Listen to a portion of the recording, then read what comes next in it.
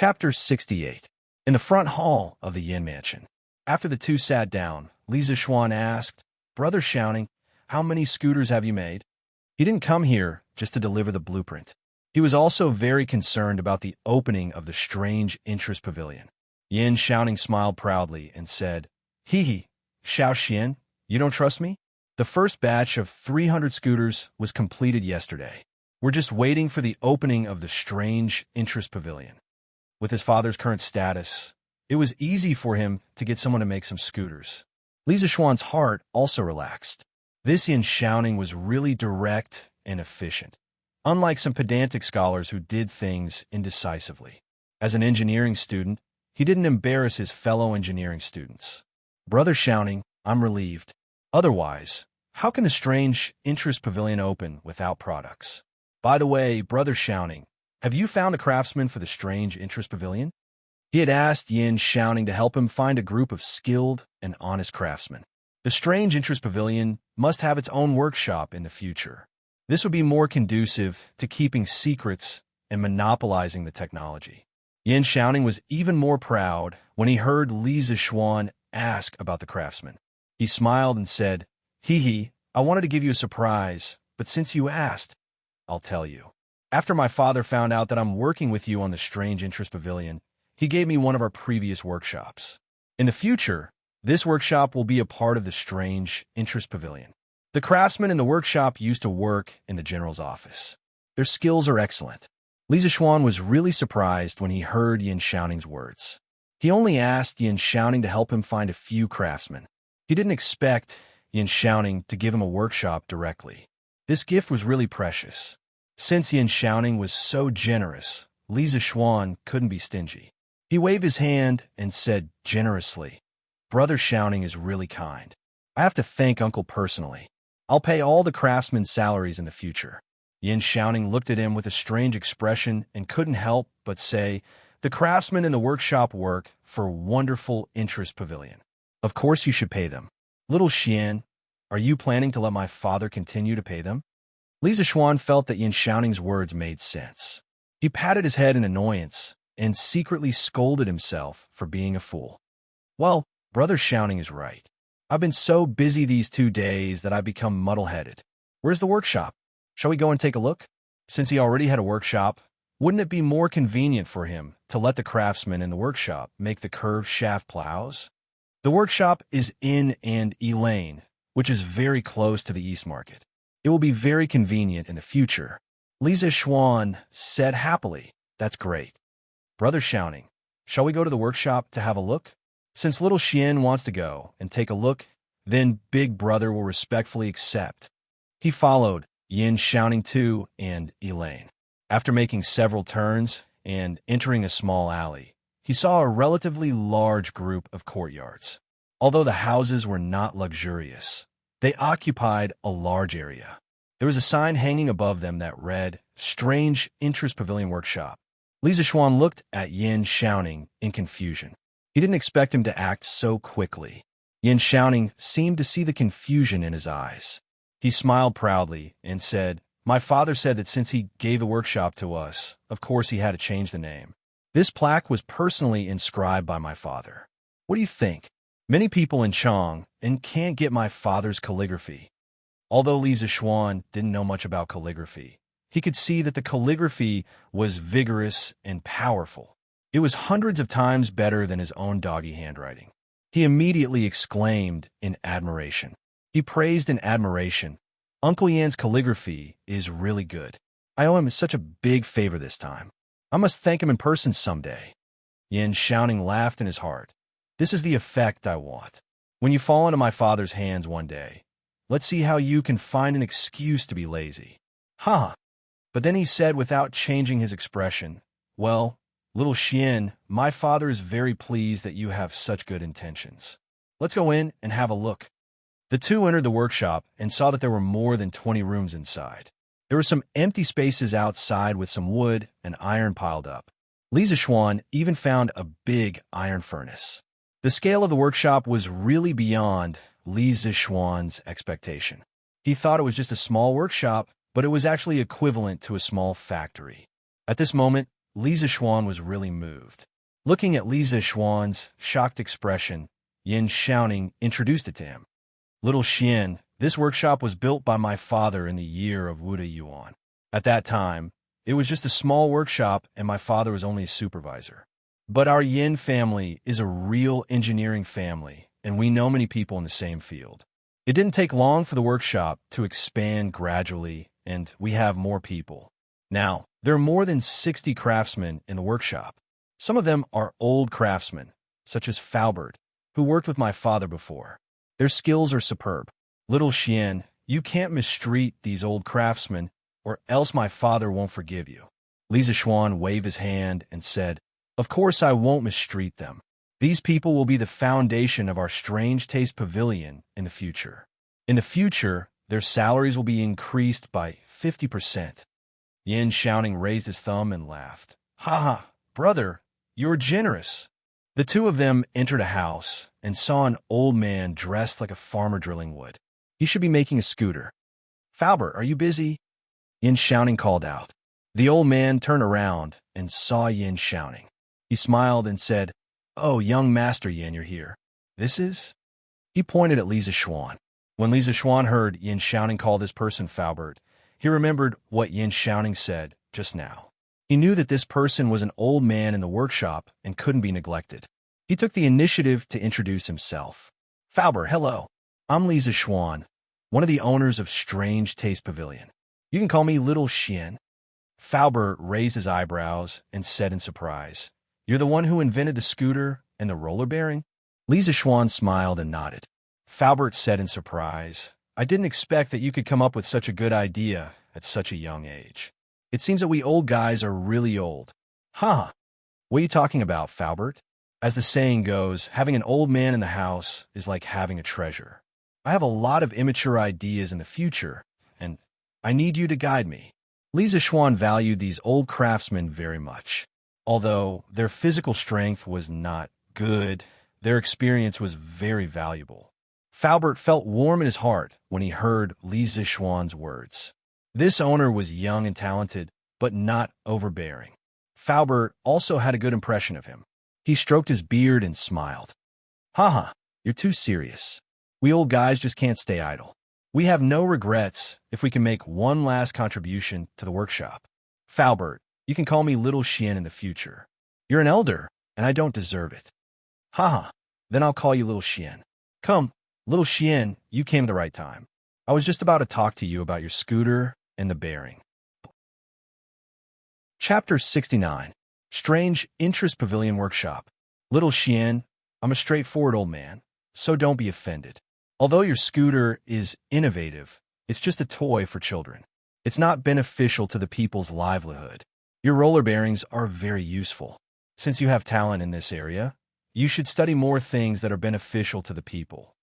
After they sat down, Faubert began to preach to Li Zixuan. Li Zixuan was speechless. This old man's temper was really straightforward.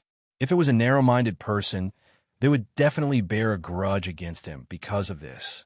But fortunately, Li Zixuan wasn't that kind of person. He agreed with Faubert's words. Faubert is right. This scooter is just a toy I thought of to coax my sister. Of course, I won't only make this in the future.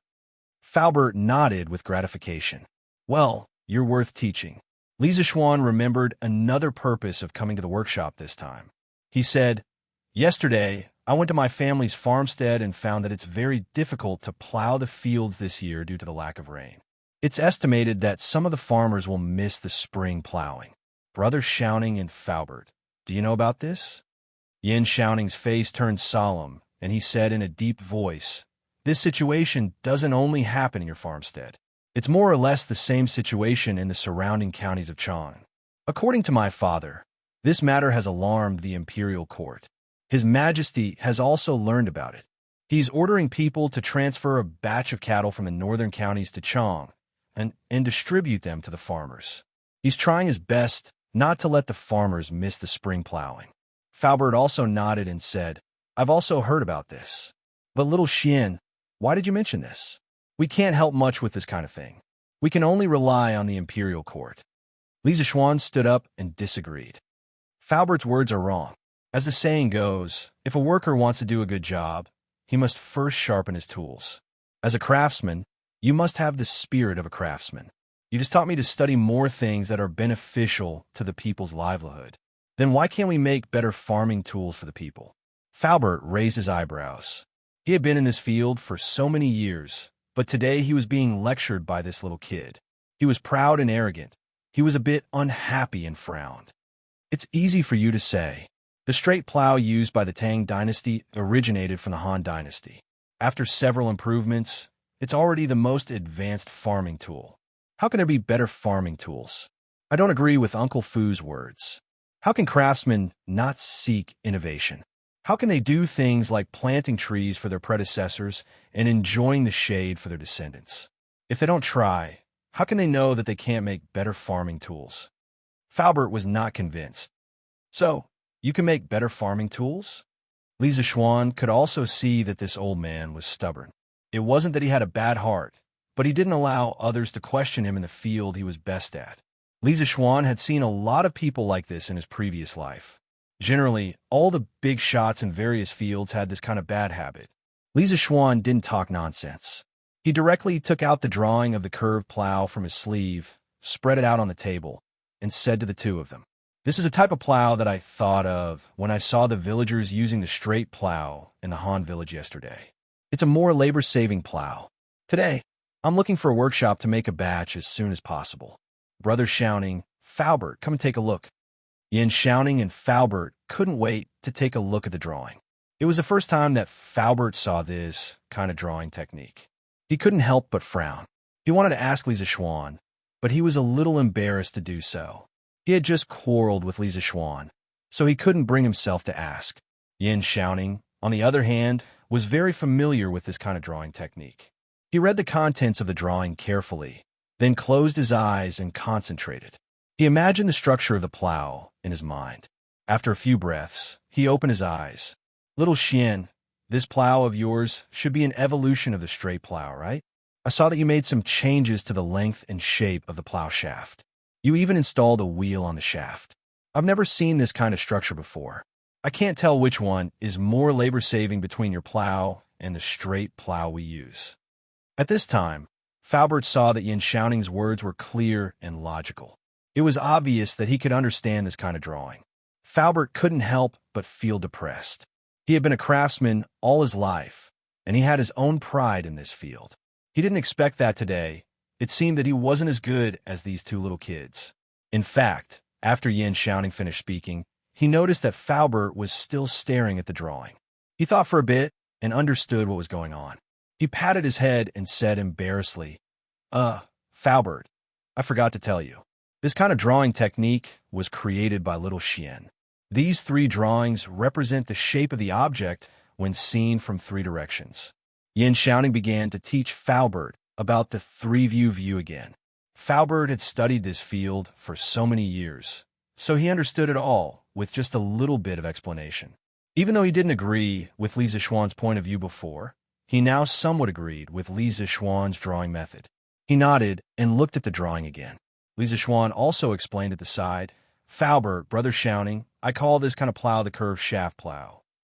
It is made up of 11 parts, which are the plowshare, the plow wall, the plow bottom, the plow press, the plow head, the plow arrow, the plow shaft, the plow judge, the plow construction, the plow tip, and the plow disc." Lisa Schwan pointed at the drawing and explained one by one as he spoke. The two listened to him seriously. Even if they could understand the drawing, they definitely couldn't compare to Lisa Schwan in terms of understanding the curved shaft plow. Lisa Schwan continued, "I changed the long straight shaft into a short curved shaft and installed a plow disc that can rotate freely at the head of the shaft. Not only does this make the plow frame smaller and lighter, but it also makes it easier to turn and turn. It's more flexible to operate and saves more manpower and animal power. Also, I added the plow judge and plow arrow. If the plow judge is used, the plow arrow can be directed downwards and the plowshare will go deeper into the soil. If the plow judge is used, the plow arrow can be directed upwards and the plowshare will go deeper into the soil. By combining the plow judge, plow arrow, and plow arrow, It can adapt to the different requirements of deep plowing and plow. Not only can the plow wall break the soil, but it can also push the plowed soil to the side and reduce the resistance of the plow. With all these improvements, the curved shaft plow saves at least 50% of the effort compared to the straight shaft plow. Lisa Schwan looked at the drawing and spoke with assurance. The two nodded as they listened. In the end, Faubert couldn't help but say, "Your design is quite innovative, and it sounds reasonable. However, we're only talking about it on paper. No one knows if it will save more effort or be easier to use."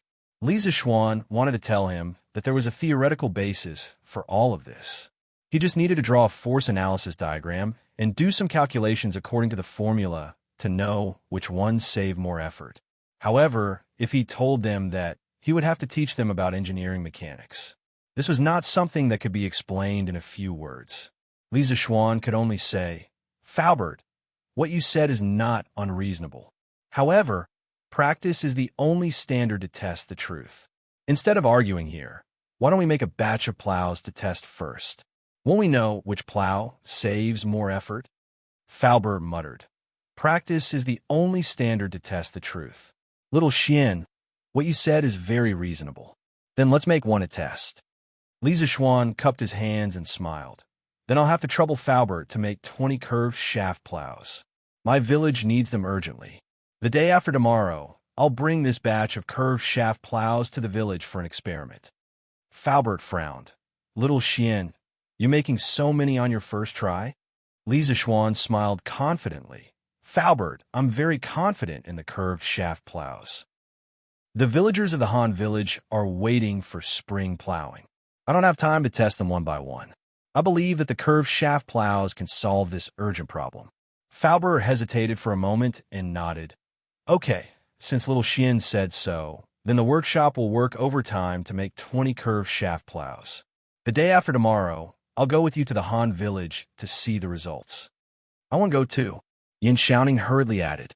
If the curved shaft plows were really as magical as Lisa Schwan said, then this would definitely be a shocking event. He had to go and see for himself. Chapter 70. When Lisa Schwan left the workshop, he asked someone to send the 300 scooters that he had already made to the Strange Interest Pavilion. The original shopkeeper of the Curious Pavilion had already moved everything away. Lisa Schwan had previously had Wang Zhong decorate the shop. He felt that the most important thing about the Curious Pavilion was the novelty of the products, not the decoration of the shop. "Brother Xiaoning, now that we have the first batch of scooters, I plan to open for business tomorrow. I will have someone inform the Crown Prince and Princess Changle that tomorrow at noon, Brother Xiaoning, please be there on time." With the first batch of scooters, Lisa Schwan's back was firm, and he planned to open for business immediately. Yin Xiaoning was shocked so fast. Lisa Schwan nodded his head. "Since we already have the first batch of scooters, the sooner we open for business, the better. Besides, there are still a lot of things waiting for me to do." "Okay, then your brother will definitely be there on time tomorrow." When Lisa Schwan returned home, he immediately wrote 2 invitations and asked Wang Zhong to send them to Qing Chimo and Li Changxian. These 2 good brothers still had to be notified and at the same time, let them come and support him. Wang Zhong accepted the order and left. Lisa Schwan then called for San Bao, instructing San Bao, "Go to the Western Market and find 6 children from the vaudeville troupe.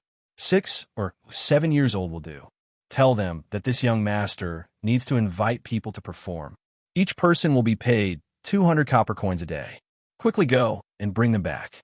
Although San Bao was puzzled, he knew that he should not ask. Thus, without hesitation, he bowed and replied, "Yes, young master. San Bao will go immediately."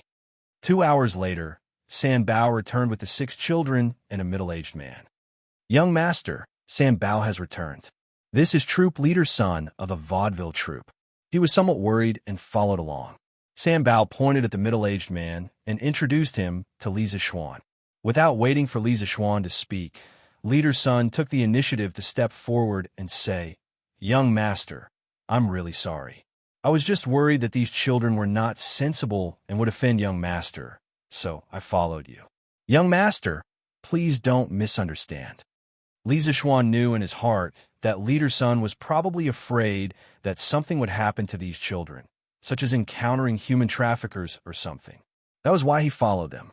However, this also showed that this person had a good heart and was not the kind of person who only had money in his eyes. Li Zixuan was too lazy to expose him, so he just smiled and said, "What are you talking about, Leader Sun? I have a shop in the East City that will officially open tomorrow. I invited these children here mainly to let them perform at the entrance of the shop tomorrow for a festive occasion."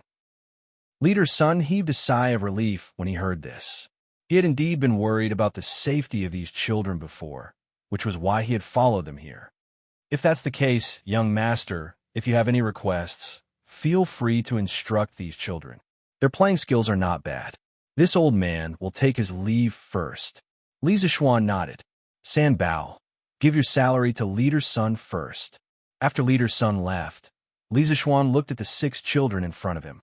There were 3 boys and 3 girls. They were all about 6 or 7 years old. Although they looked thin and weak, each of them exuded a sense of cleverness. "What are your names?" Li Zixuan asked kindly. "Young master, my name is Xiao Hang. I'm the oldest among us. This is Xiao Hao, this is Xiao Ji, this is Xiao Shui, this is Xiao Meng, and this is Xiao Ya. Young master, what do you want us to perform? Feel free to instruct us. Although we are young, we can definitely do it well." A slightly older boy came out and introduced them to Li Zixuan. The other children looked at Li Zixuan with hopeful faces. They all wanted to perform well and satisfy this young master. Otherwise, they would definitely be scolded when they went back. "Well, don't be nervous. I didn't ask you to perform any difficult juggling. I just want you to play something very interesting. San Bao, go and bring all the scooters in our school." "Yes, young master." Half an hour later, San Bao and 2 other servants brought 6 scooters over. The 6 children stared at the scooters curiously. Li Zixuan smiled and said, "Your task is very simple. You must learn how to ride the scooters by today. When my shop opens tomorrow, you will split into 2 groups and ride the scooters. Make 2 lines of scooters at the entrance of the shop to attract the crowd. San Bao, come over and teach them how to ride." San Bao's face was bitter. This was something for children to play with. He was too embarrassed to play with it. "Young master, San Bao has never played with scooters before. Stop talking nonsense. If you haven't played with scooters before, then you haven't seen it before. How Lon usually plays with scooters is how you play with scooters. Quickly, go and teach them. I will reward you." Li Zixuan was, of course, unwilling to teach a group of children how to ride scooters. It was too degrading. He had no problem teaching his younger sister, but with so many children, it was better to let San Bao teach them. Li Zixuan finished speaking and went back to the west courtyard. He planned to wait for 4 hours before coming back to check on the progress. Duke Lu's mansion. "Young master, this is an invitation sent by Li Zixuan." The Chung mansion's housekeeper handed an invitation to Chung Chumo. "Oh, an invitation from Xiao Xian? What does he want to do? Let me see." Chung Chumo took the invitation curiously. He opened it and looked at it carefully. He said, "Strange Interest Pavilion? What is it for?" "Uncle Liang, do you know about the Strange Interest Pavilion?" Housekeeper Liang thought for a while and replied, "I have never heard of this Strange Interest Pavilion. But looking at the location written on the invitation, it should be the shop where the East City's Heavenly Craft Pavilion used to be. I heard that the Heavenly Craft Pavilion was going to sell it, but I didn't expect it to be bought by the Li family." Chung Chumo nodded. He also didn't know what Li Zixuan was doing, but he suddenly remembered a rumor today and said, "Uncle Liang, I heard that Xiao Xian's family was wantonly purchasing chicken seedlings in the West City today. Is this true?" Housekeeper Liang nodded. "Young master, I also heard about this today. It is said that they bought at least 7,000 chicken seedlings today. They bought almost all the chicken seedlings in the East City today. I'm also curious as to why they bought so many chicken seedlings." Although Chung Chumo was a bit fierce, he wasn't stupid. He stroked his stubbled chin, thought for a while, and said, "This brother of mine is very smart. This brother of mine is very smart. I don't believe that he would make a loss. There must be a deeper meaning behind this. I'll ask him tomorrow. If there's really a profit to be made, I'll ask my father to buy some chicken seedlings. Hee. East Palace. An eunuch hurried in and bowed to Li Changxian. Reporting to your highness, there's a person outside the palace with the East Palace token. He asked this servant to give this invitation to your highness. Li Changxian curiously said, "Oh, give it to me." When he saw the contents of the invitation, Li Changxian's eyes lit up. He said, "Oh, they open for business so soon? That's great. Come, set up the Tranquil Palace." Chapter 71. Tranquil Palace. Tranquil was reading Journey to the West with great interest. She had been studying palace etiquette in the inner court for the past 2 days. It was rare for her to be free today. She finally had time to read this imaginative story. Tranquil, are you reading Journey to the West? Li Changxian came in directly without letting anyone report. He had a good relationship with Tranquil. He had come to Tranquil Palace many times, and the palace maids were already used to it. Brother Crown Prince, why are you here? Tranquil saw that her story was interrupted. She looked up and saw Li Changxian. She was pleasantly surprised. I'm here to give you good news today. Li Changxian envied Li Zishuan since he met him and saw the harmonious and warm relationship between him and Lan Er. After that, he visited his sister more frequently. He also wanted to be a good brother. Brother Crown Prince, what's the good news? Tranquil smiled faintly. Li Changxian took out the invitation and handed it over. He said, "Tranquil, Strange Interest Pavilion will officially open tomorrow. You are also one of the shareholders. Do you want to go tomorrow?" Tranquil took the invitation and opened it. She was pleasantly surprised. "Of course I want to go. Let's go and ask for leave from Mother. I will go out with Brother Crown Prince tomorrow." She put down the invitation and was about to pull Li Changxian to the inner court to find Zhongsun. Li Changxian shook his head helplessly and followed his sister.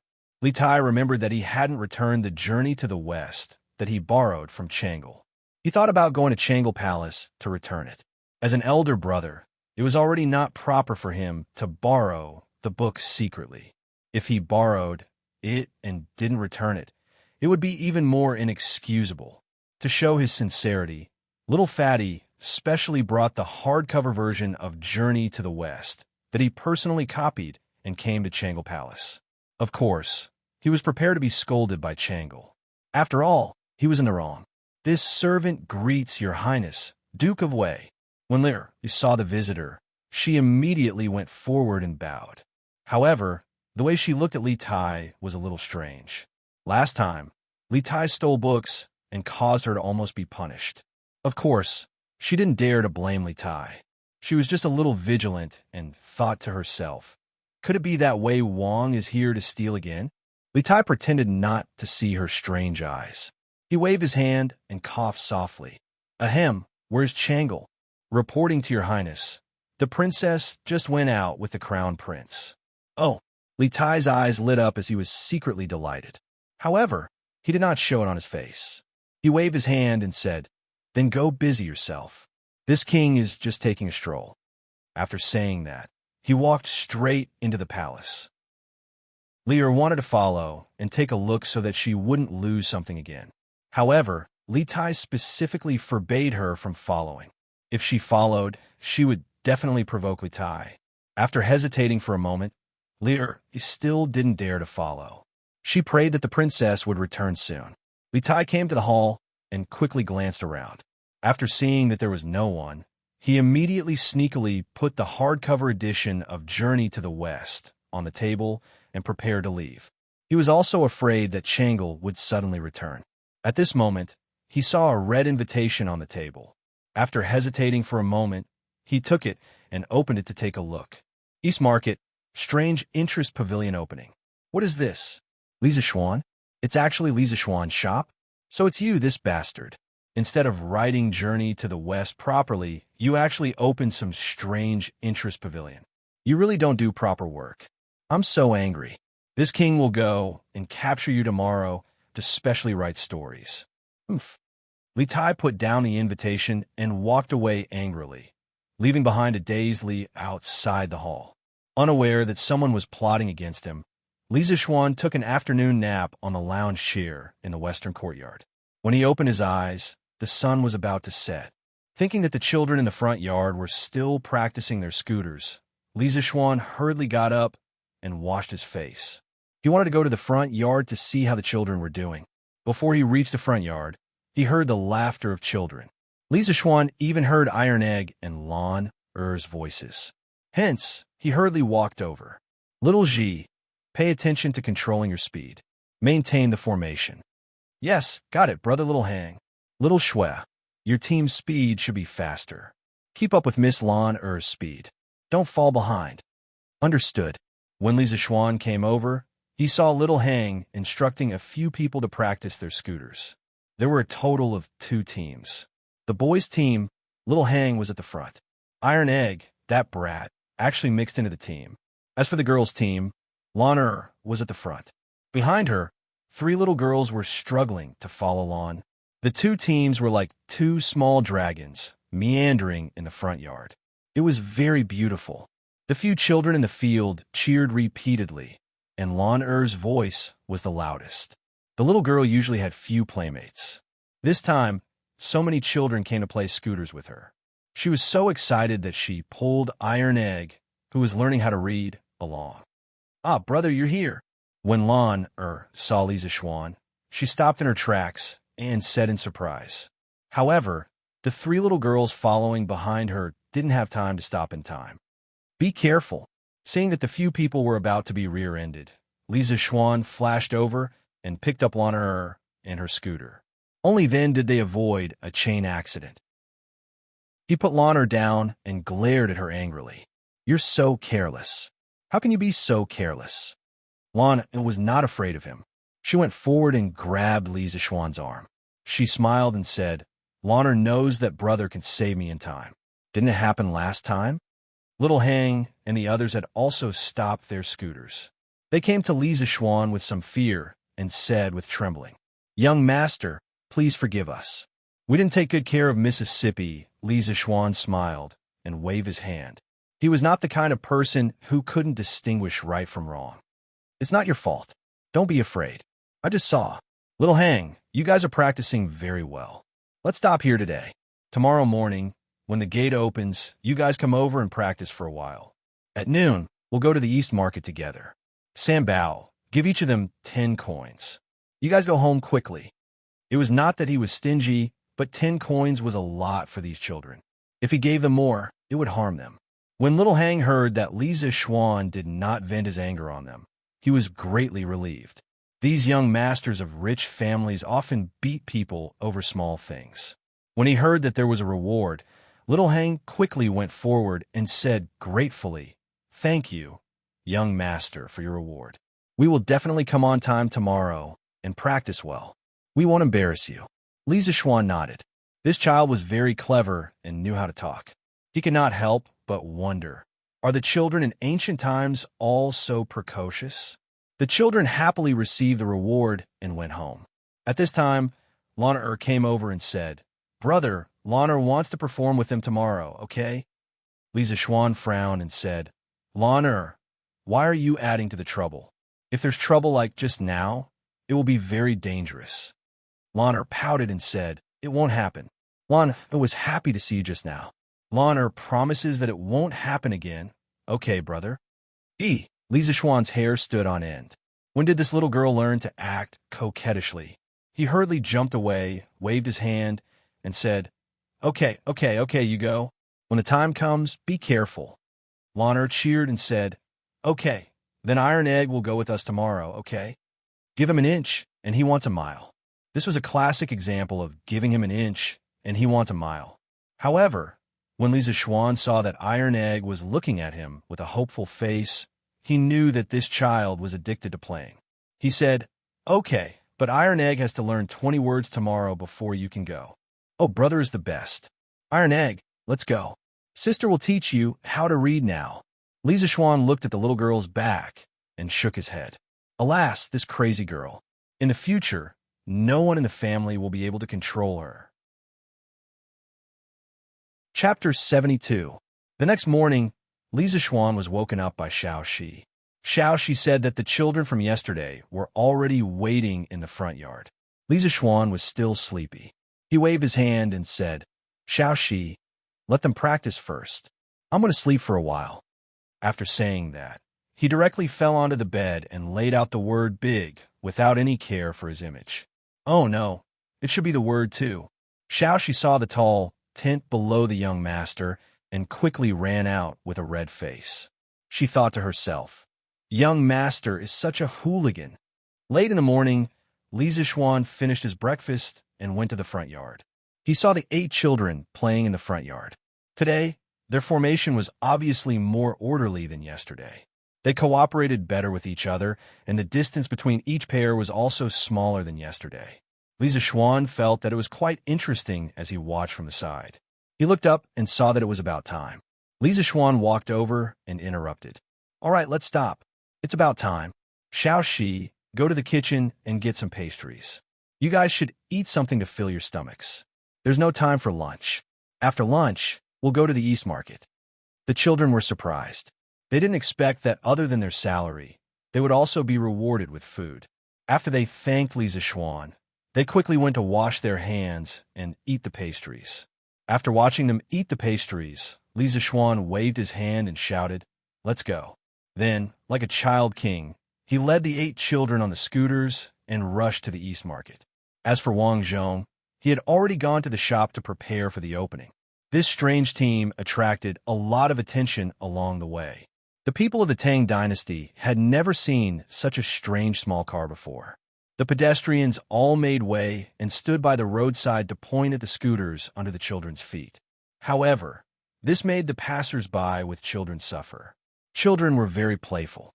Seeing such a novel toy and seeing that other children were having so much fun while they were not, how could they hold it in any longer?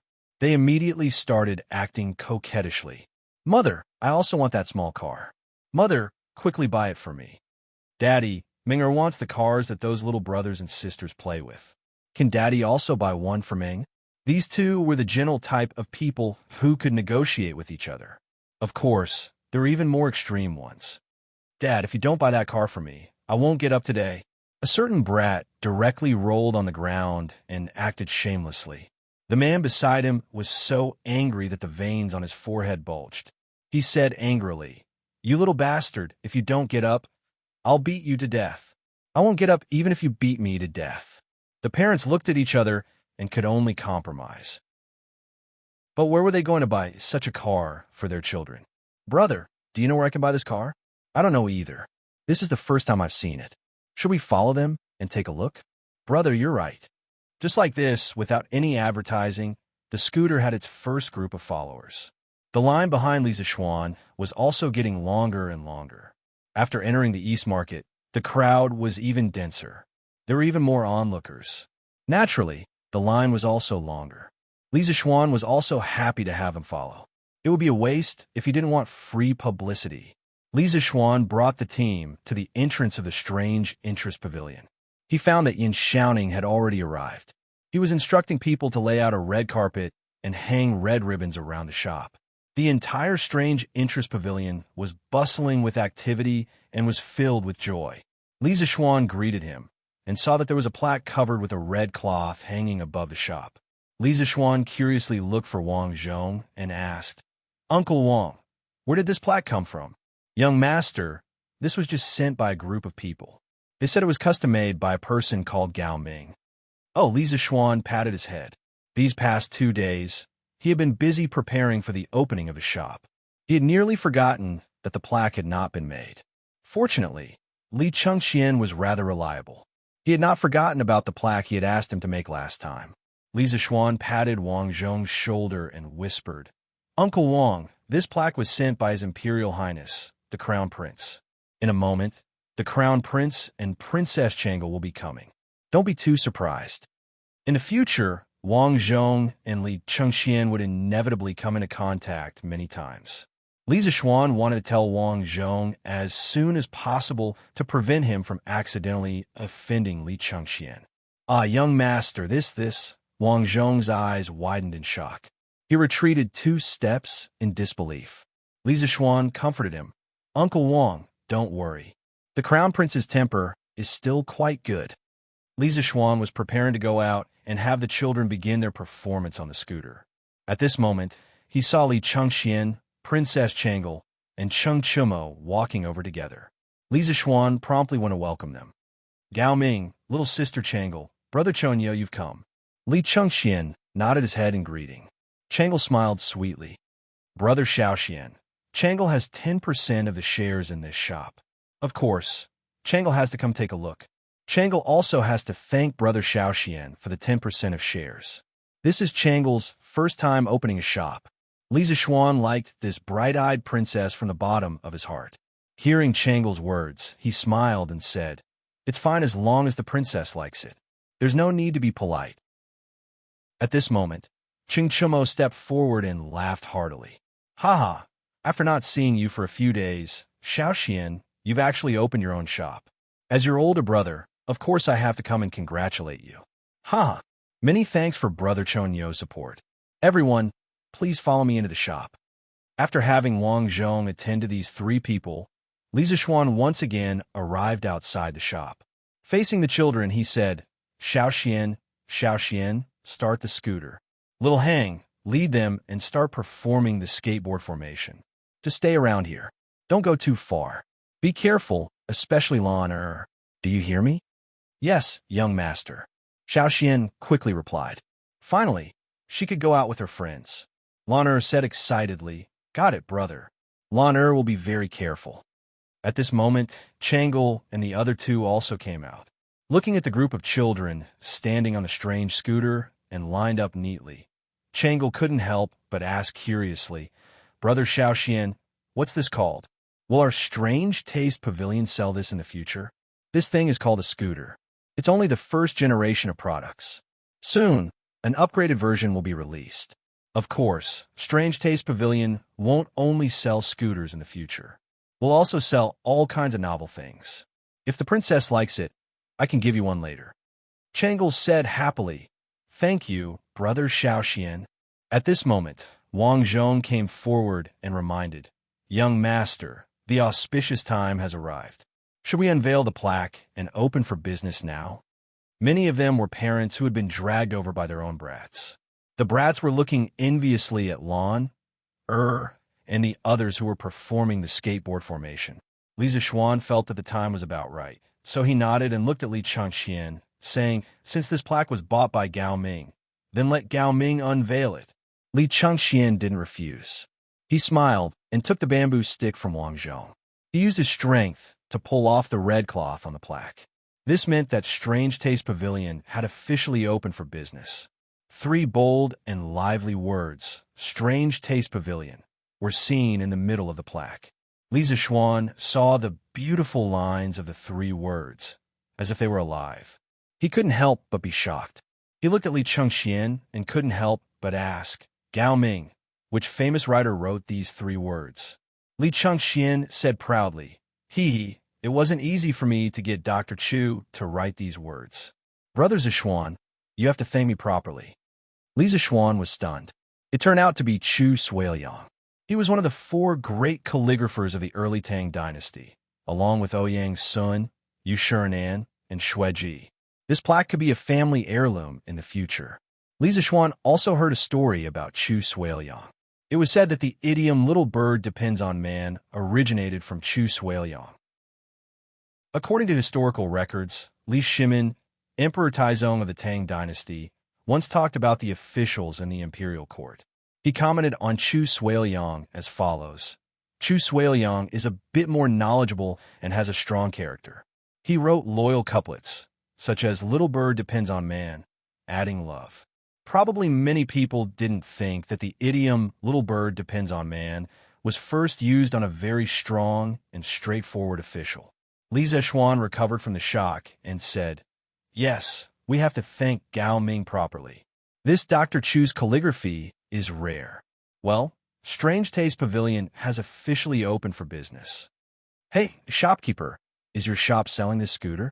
After watching the scooter formation for so long, the crowd finally couldn't help but ask. They couldn't help but ask. Their little brats had been making a fuss.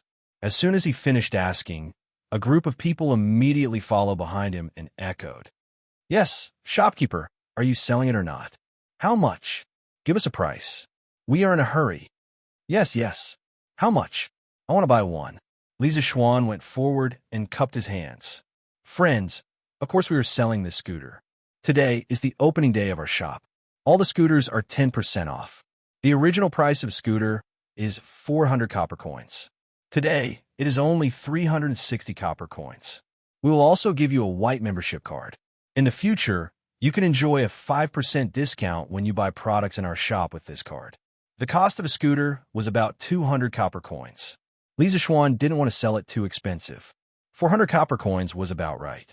He would treat it as a gift for the Tang children. Hearing the price, the crowd started to talk about it. 360 copper coins?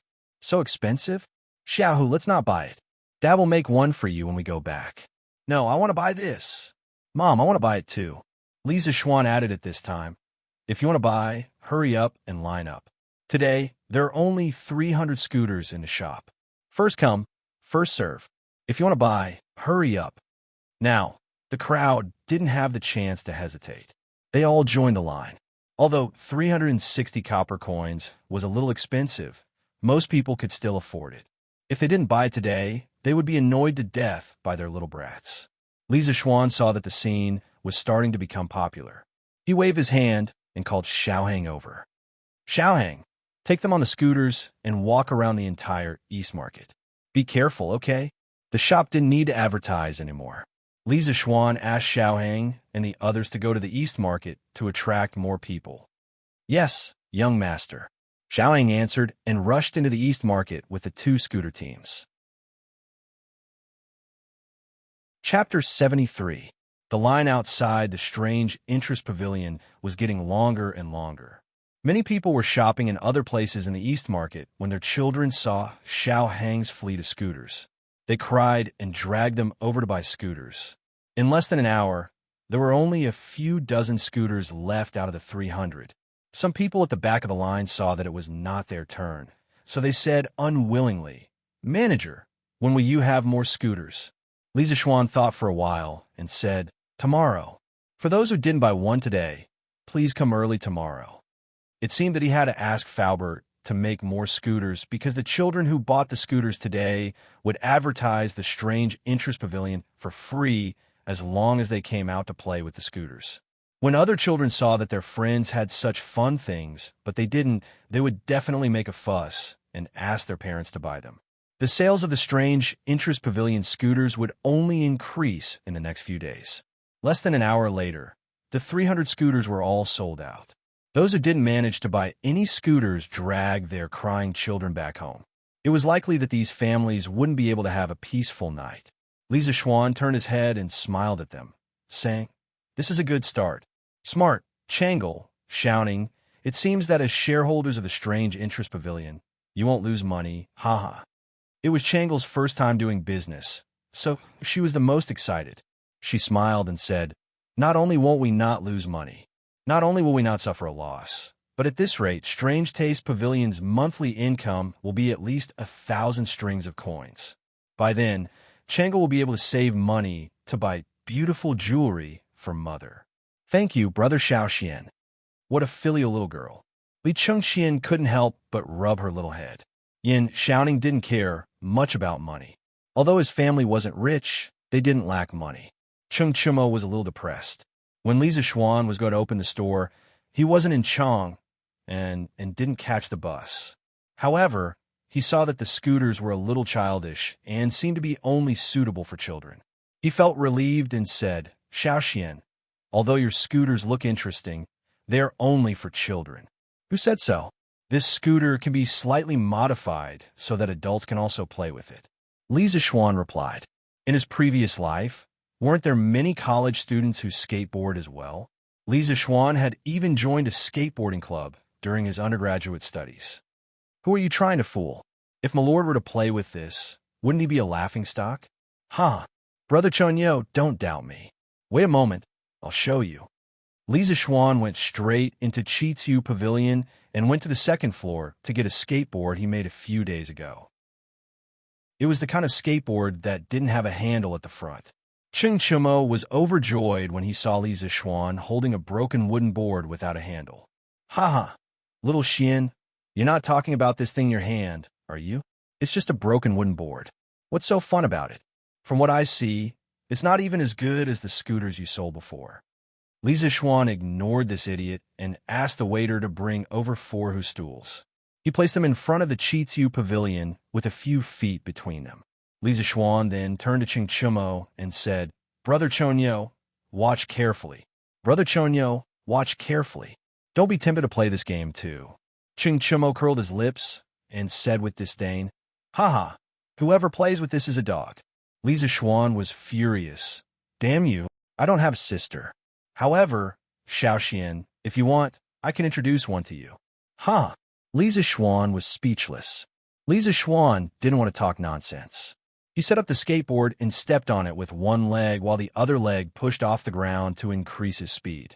Everyone saw Li Zixuan getting closer and closer to the stools on the ground. Their hearts were in their throats, and they couldn't help but worry for Li Zixuan. Just as he was about to hit the stools, Li Zixuan's entire body and the skateboard suddenly soared into the sky. He beautifully jumped over the stools and landed steadily. This guy even had time to strike a pose. Then, without slowing down, he jumped over the remaining 3 stools. After landing, he spun twice and stabilized himself. At this moment, there was already a circle of onlookers. Everyone saw Li Zixuan make a series of beautiful moves and land steadily. The onlookers all cheered loudly. Wow, Brother Xiaoxian is so awesome. Changle clapped her hands excitedly. Li Zixuan and Yin Xiaoning were also dumbfounded by Li Zixuan's beautiful skills. Ching Chumo was a little dumbfounded. He didn't expect that a broken wooden board could be played with by Li Zixuan. However, Ching Chumo had always liked excitement. Now that he saw such a new way of playing, he couldn't help but want to try it. He ran to Li Zixuan's side and chuckled. Xiaoxian, this thing of yours is pretty interesting. Let me play with it for a while. I guarantee that I'll play it better than you, haha. This guy completely forgot what he just said. He didn't care if Li Zixuan agreed or not. He directly pushed Li Zixuan away and took control of the skateboard. He also copied Li Zixuan's movements. He stepped on the skateboard with one foot and accelerated with the other. Needless to say, this guy's learning ability was pretty good. He actually copied Li Zixuan's movements by 70 to 80%. Everything went so smoothly. Feeling the wind-like speed, Ching Chumo was very proud. Just as Ching Chumo was about to get close to the bench, he let out a cheering "whoa." He also copied Li Zixuan's movements and jumped up. However, although he jumped up, the skateboard didn't. Ching Chumo also realized that something was wrong in the air. He quickly wanted to use his left foot to hook the skateboard up. However, at this time, he had already touched the bench. His whole body was tripped by the bench. With a bang, it beautifully fell down like a wild goose landing on the sand.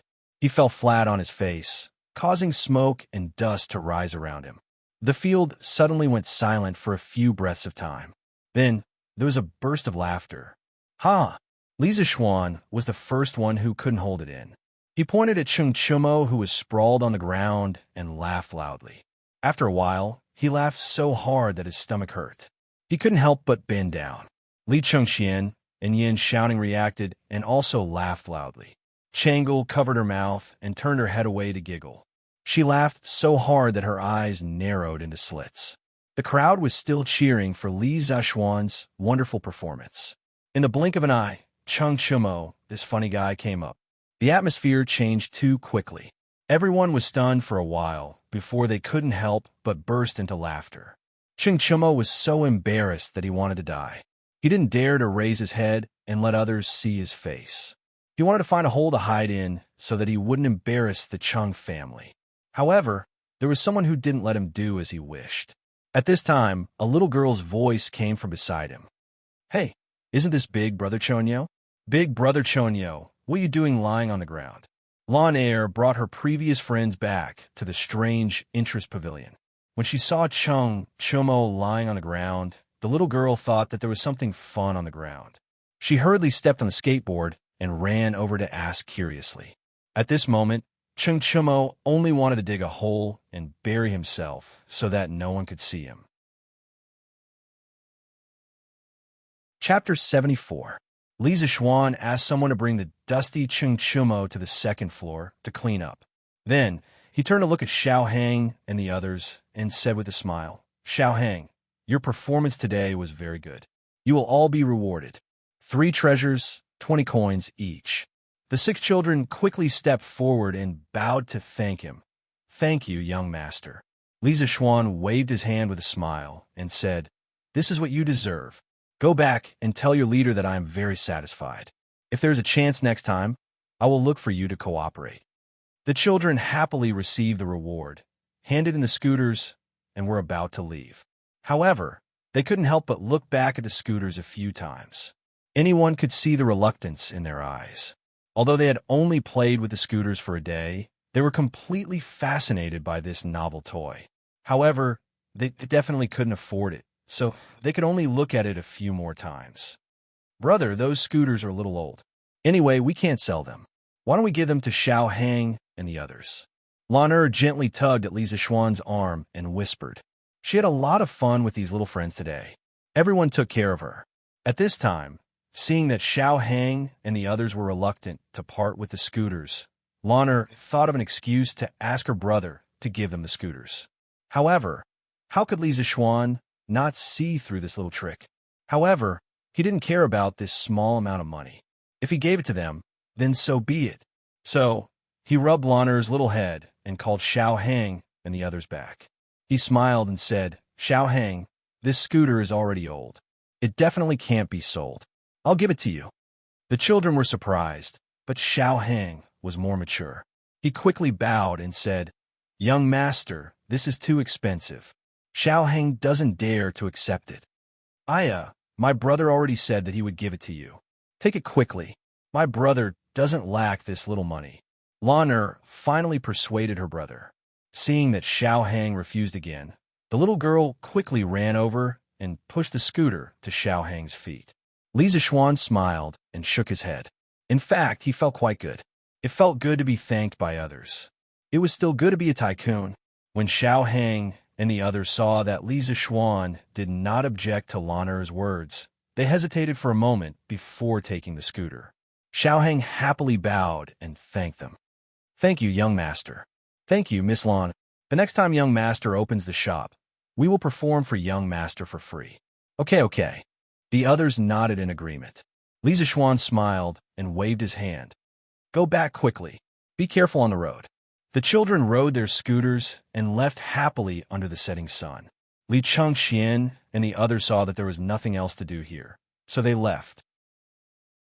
When Chang'e left, Li Zixuan specially gave her a pink scooter, which made the girl very happy. Yunxi Restaurant, in a private room on the 3rd floor. "Your Imperial Highness, the crowd surrounding the Pavilion of Wonders has dispersed. The Crown Prince and Princess Chang'e have already left." A black-clothed imperial bodyguard bowed and reported to a luxuriously dressed little fatty seated at the head of the table. This little fatty was Li Tai. Today, he had come to capture Li Zixuan and bring him back to write a story. However, he had never expected that the Pavilion of Wonders would be surrounded by so many spectators. Immediately, Li Tai felt somewhat terrified. Although he was Li Er's most beloved imperial son, if he caused trouble in front of so many people, and if an imperial censor were to bring this matter to court, Li Er would definitely not let him off easily. Moreover, his elder brother and younger sister were both there. If they were to speak up for Li Zixuan, it would be difficult for him to do anything. As a result, he had imperial bodyguards keep an eye on the Pavilion of Wonders, while he himself went to the Yunxi restaurant across the street. He ordered a table of dishes and sat there, eating as he waited for news. To his pleasant surprise, the Yunxi restaurant actually had gnawed chicken. Although the taste was slightly inferior to that of the Drunken Immortal, compared to the other dishes of the restaurant, this knockoff version was clearly more delicious. The little fatty was so engrossed in eating that he had nearly forgotten the reason for his visit today. Only now did he hear the Imperial bodyguard's report did he remember that he had come to capture Li Zixuan. Li Tai belched and rubbed his round belly. With a sinister smile, he said, "Hee hee, since they've all left, it's time for us to take action. Zhao Yu, take a few men and quickly follow this prince. Don't let him escape." "Yes, sir." Pavilion of Wonders. Seeing that the Eastern marketplace was about to close, Li Zishuan packed up his things and had the head steward support the bruised and battered Cheng Chimo. He was about to close the door and return home. Just at this moment, a group of burly men blocked their path. Following this, an arrogant voice sounded out from behind them. "Which one of you is Li Zishuan? Hurry up and stand out for this prince." As soon as the voice fell, a fair and clean little fatty slowly walked out from behind the group of burly men. When Li Zishuan heard the child in front of him refer to himself as this prince, and his tone was obviously unfriendly, he was shocked. However, he was not someone who was afraid of trouble. He squeezed Lan Er's small hand to reassure her, then stepped out from the crowd and said in a clear voice, "Your Highness, I am Li Zishuan. May I know why your Highness is looking for this humble one?" At this moment, Cheng Chimo recognized the person. He asked in surprise, "Prince Wei?" When Li Tai heard that someone recognized him, he hurriedly looked in the direction of the voice. After a long while, he finally recognized that the bruised and battered person in front of him was Cheng Chimo. He turned his head and glared at Zhao Yu. Cheng Chimo was also here. How could the guard not report such important information? This was an injustice to the guard. Cheng Chimo had injured himself while skateboarding and had been recuperating on the second floor, not daring to come out and embarrass himself. How could the guard know whether Cheng Chimo was here or not? Although Li Tai was a prince, he was still quite wary of Cheng Chimo. He thought to himself, "It seems like I can't take her by force today." This was because he had heard that Li Zishuan had a good relationship with Cheng Chimo. If he took her away in front of Cheng Chimo, Li Er would definitely not let him off easily. "Oh, so Chonyo is here too. Haha, what a coincidence," Li Tai said awkwardly. Cheng Chimo could tell from Li Tai's first words that he did not come here with good intentions. He was probably here to cause trouble for Li Zishuan. Of course, he would support his brother at this time. Cheng Chimo walked to Li Zishuan's side and patted Li Zishuan's shoulder hard. He laughed loudly at Li Tai. "Today is the opening of my brother's new shop. Of course I, old Cheng, have to come to support." "Huh, may I know why Prince of Wei is here today?" The crown prince and the princess just left. He pretended to be close and deliberately mentioned Li Changxian and Changle. Naturally, he implied that he wanted to intimidate Li Tai and remind him not to deliberately make things difficult for Li Zishuan. He was usually a simple-minded person, but that was just because he did not want to use his brain. But today, his good brother was in danger. He had to use his brain to help. Although he could defeat this group of people, he would definitely cause trouble for his father after the fight. How could Li Tai not hear the hidden meaning in Cheng Chimo's words? Even though he knew that Cheng Chimo was speaking the truth, Li Tai, would not be threatened by anyone other than Li Er and Chang's son. At this moment, Li Tai said with a fake smile, "Oh, Chonyo, are you representing your Cheng family to stand against this prince?" Cheng Chimo was momentarily speechless. Regarding the issue of a prince's side, he naturally could not represent his father. He did not know what to do when Li Tai used his power to suppress others. "Your Highness Prince of Wei must be joking." Brother Chonyo was only joking. "Your Highness Prince of Wei should not take it to heart. May I know why your Highness is looking for this commoner today?" Li Zishuan could not sit still when he saw his good brother stand up for him. Thus, he stepped forward to help Cheng Chimo out of his predicament. Chapter 75. East Market, in front of Strange Interest Pavilion. When Li Tai saw someone come forward to admit it, he looked at Li Zishuan and asked proudly, "Did you write Journey to the West?" What did this have to do with Journey to the West? Li Zishuan was a little puzzled, but he still nodded and admitted, "Journey to the West was indeed written by me."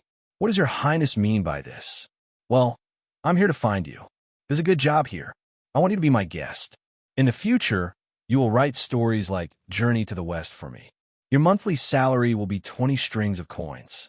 How about it? This is much more promising than your shabby shop," Li Tai said with a look of superiority and pride. In his opinion, the shabby shop in front of him could at most earn 10 strings of coins a month. How could it be as good as writing stories for him? He was not like that poor Li Chengxian. Li Er and Zhang Sun had always doted on him and gave him a lot of rewards every month. Therefore, he had the money to keep a guest. Cheng Chimo was speechless. Although he did not directly participate in the operation today, he saw everything. The daily turnover of Strange Interest Pavilion was more than 100 strings of coins. After deducting the cost, the profit was at least 40 to 50 strings of coins. He really did not know where Li Tai's confidence came from. Li Zishuan looked at the little fatty who was flaunting his wealth and superiority in front of him, and the corner of his mouth twitched. He wanted to tell Li Tai that he would give him 40 strings of coins a month as long as he stopped bothering him. But after thinking about it, he felt that this would be too hurtful. Li Tai would probably be angry, so he did not say it. Li Zishuan could only say tactfully, "I'm afraid I'll have to disappoint your highness. This humble one is undisciplined and only wants to stay at home and open a shop. I have no intention of becoming a guest to the prince's residence." Li Tai was standing there waiting for Li Zishuan to agree, but he did not expect Li Zishuan to reject him without hesitation. He was very angry and secretly thought that this brat really did not know how to appreciate favors. Li Tai, who had been living a smooth life since he was young, was a little embarrassed at this moment. He said with an ugly expression, "Are you sure?" Li Zishuan knew that this little fatty was going to get angry, but he was sure that Li Tai did not dare to do anything to him. He was doing legal business and did not do anything to steal chickens and dogs. Tang Chu's governance was relatively clear, so he was not afraid that he would use his identity to avenge private wrongs. Moreover, Cheng Chumo was still standing next to him, so his heart was not afraid. Li Zishuan nodded affirmatively. "I'm sure."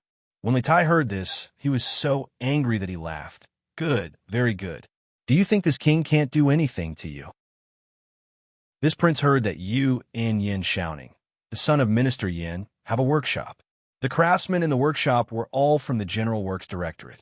Tell me, if this prince were to ask Imperial Father to bestow those craftsmen to me, do you think Imperial Father will agree? You? Cheng Chumo was angry when he heard this and was about to step forward to argue, but Li Zishuan quickly pulled him back. Cheng Chumo had already helped him enough, so he could not drag Cheng Chumo down with the rest of the matter. What Li Tai had just said was indeed the weakness of Strange Taste Pavilion. The status of craftsmen in this era was very low, so Li Er would not refuse Li Tai's pleas for a group of craftsmen. If that happened, the foundation of Strange Taste Pavilion would be shaken. Even if Li Zishuan had countless inventions that could make money, without craftsmen, he could not make them. Everything would be in vain. Strange Taste Pavilion was very important in the future, so Li Zishuan absolutely would not allow this to happen. This little fatty's move was really ruthless. Li Zishuan's mind raced. Since force did not work, then he could only use soft methods. This Prince of Wei was actually making things difficult for him today just because of a book, Journey to the West. It was clear that he was still somewhat of a child. Moreover, it was said that Li Tai was full of talent and was extremely arrogant. Li Zishuan suddenly thought of a plan and smiled. "I can write a book for your highness, but I have heard that your highness is very knowledgeable. You are proficient in calligraphy, painting, the classics, and arithmetic. I wonder if your highness can answer a few questions of this commoner?" When Li Tai heard Li Zishuan praise him like a flower, a trace of pride flashed across his face. This was where he, Li Tai, was more awesome than the crown prince. He was full of talent, so Li Tai doted on him. When he heard that Li Zishuan wanted him to answer a question, Li Tai frowned. Even though he was very talented, who knew what questions Li Zishuan would ask? He was not stupid. Why would he agree? Now that he had the absolute advantage, there was no need to complicate matters. Why should this prince answer your question? Li Tai's face was full of arrogance. This little fatty was not old, but he was quite smart. Li Zishuan had already guessed that he would not agree so easily. He clasped his hands behind his back and smiled. "If your highness insists on forcing me to write a story, even if I write one, it will definitely not be as exciting as Journey to the West. Your highness will not be satisfied with it. How about this? I will ask 10 questions. As long as your highness can answer one of them, I am willing to write for your highness for 3 years without any salary. Furthermore, the story I write will be even more exciting than Journey to the West. However, if your highness cannot answer a single question, then please do not make things difficult for Strange Taste Pavilion in the future. How about it? Disdain. This was blatant disdain. Even though Li Tai knew that Li Zixuan's questions would be extremely difficult, he was proud of his talent. How could he not be able to answer even one question out of 10? Li Zixuan had successfully angered him. Furthermore, Li Zixuan's first half of the sentence was reasonable. Even if he used his power to force Li Zixuan to write a story for him, if Li Zixuan was unwilling, then the story he wrote would definitely not be good. Then everything he did would be meaningless. All right, then it's a deal. If you lose, then you have to write a story for this prince for 3 years. But your question must have an answer, otherwise it won't count. Although Li Tai was enraged, he still retained his rationality. If Li Zixuan asked questions that he had no answer to, such as how many hairs a person had on his head, how could he answer? This little fatty doesn't know that, as the saying goes, virtue is 1 foot tall, the devil is 10 feet tall. He was still too inexperienced. Li Zixuan simply nodded and agreed. Of course, how would this humble one dare to maliciously make things difficult for your highness? At this time, Lan Er pulled Li Zixuan's arm worriedly. Li Zixuan smiled at her, shook his head, indicating that he was fine and not to worry. He was someone who had experienced the information explosion of the 21st century. He didn't believe that this little fatty would be able to answer a few random questions. Li Tai nodded his head in satisfaction and called for the guards behind him to bring him a stool. After standing for so long, he was a little tired. He sat down on the stool and raised his chin at Li Zixuan, saying, Li Zixuan, if that's the case, quickly ask any questions you have. This prince is anxious for you to write a story for me. Li Tai was confident that he would not lose. Just thinking that he would be able to read a story better than Journey to the West made him happy. However, he never expected that he would soon be tortured to the point of doubting his life. Chapter 76. Since Li Tai couldn't wait to be abused, Li Zixuan naturally had to satisfy the little fatty's wish. Li Zixuan walked 2 steps with his hands behind his back and slowly said, Then, Your Highness, please listen to the first question. What are paper and paper afraid of? Li Tai laughed and said, Such a simple question. Li Zixuan, you're bound to lose. Paper and paper are of course afraid of fire. It seems that you're bound to be a follower of the prince's residence. Li Zixuan shook his head and said lightly, Your Highness, you've answered incorrectly. Li Tai said in disbelief, Is there another answer? I think you're deliberately acting shamelessly. If you can't give a convincing answer today, I won't forgive you. Li Zixuan ignored his threat and said with a smile, I don't know if Your Highness has heard of the saying, Don't paper, fear 10,000, only paper, fear what if. The answer to this question is in this sentence, so I said that Your Highness has answered incorrectly. Chung Chimo was stunned for a moment when he heard the answer. Then he almost laughed out loud. He didn't expect Li Zixuan to be so mischievous and come up with such a tricky question. The people of the Tang Dynasty had never heard of a brain teaser. Li Tai was stunned for a moment before he reacted and said angrily, You're playing word games. It's just a small trick. I've already understood the trick of your question. Quickly come up with the next question.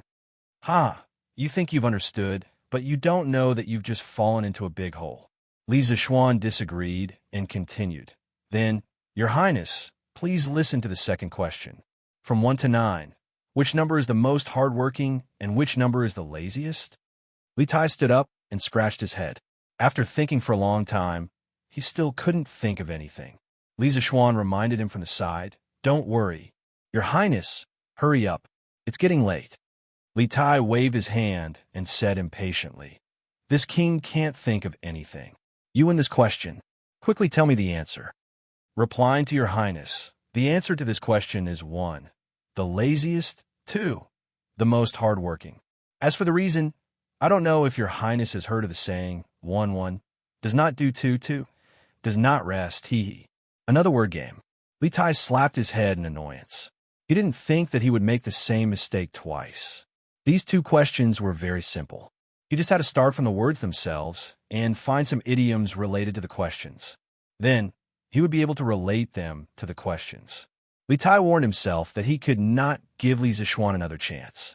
After summing up the lessons of his two failures and making up his mind, Li Tai regained a bit of his confidence and said, "Let's continue with the next question.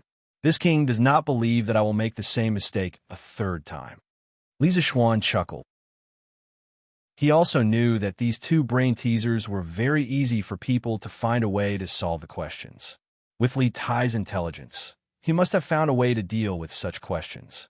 However, he did not plan on continuing with this question with Li Tai. He wanted to change the topic. He did not believe that Li Tai would be able to guess it. Since your highness is so confident, then please listen to the third question. May I ask why frogs can jump higher than trees? After Li Tai heard the question, he quickly searched his mind for an idiom related to frogs and trees. However, he could not think of anything. He could not help but feel anxious. Seeing that Li Zixuan was about to rush him again, he said angrily, "This king does not know. Quickly tell me the answer." Seeing the little fatty in front of him so anxious, Li Zixuan found it quite interesting. He chuckled and said, Why can frogs jump higher than trees?" "That's because frogs can jump. Trees can't jump. Of course, they can jump higher than trees." "Ha ha!" Cheng Chumo's face turned red. He could not hold it in any longer and finally laughed out loud. Li Tai was furious. "You are twisting words. You are clearly asking why frogs can jump higher than trees." Li Zixuan spread his hands and said with a smile, "Yes, that's what I asked. Is there a problem with the answer?" Li Tai carefully thought over Li Zixuan's question twice. Only then did he realize that there were actually two ways to understand the question. He had walked into the wrong line of thought from the beginning. This was another word game. However, Li Zixuan changed the way he played, and he was tricked again. However, he could not say that there was a problem with Li Zixuan's answer. If you agree to bet, you must accept defeat. Li Tai, still had gambling morals. At this moment, Li Tai was somewhat like a gambler.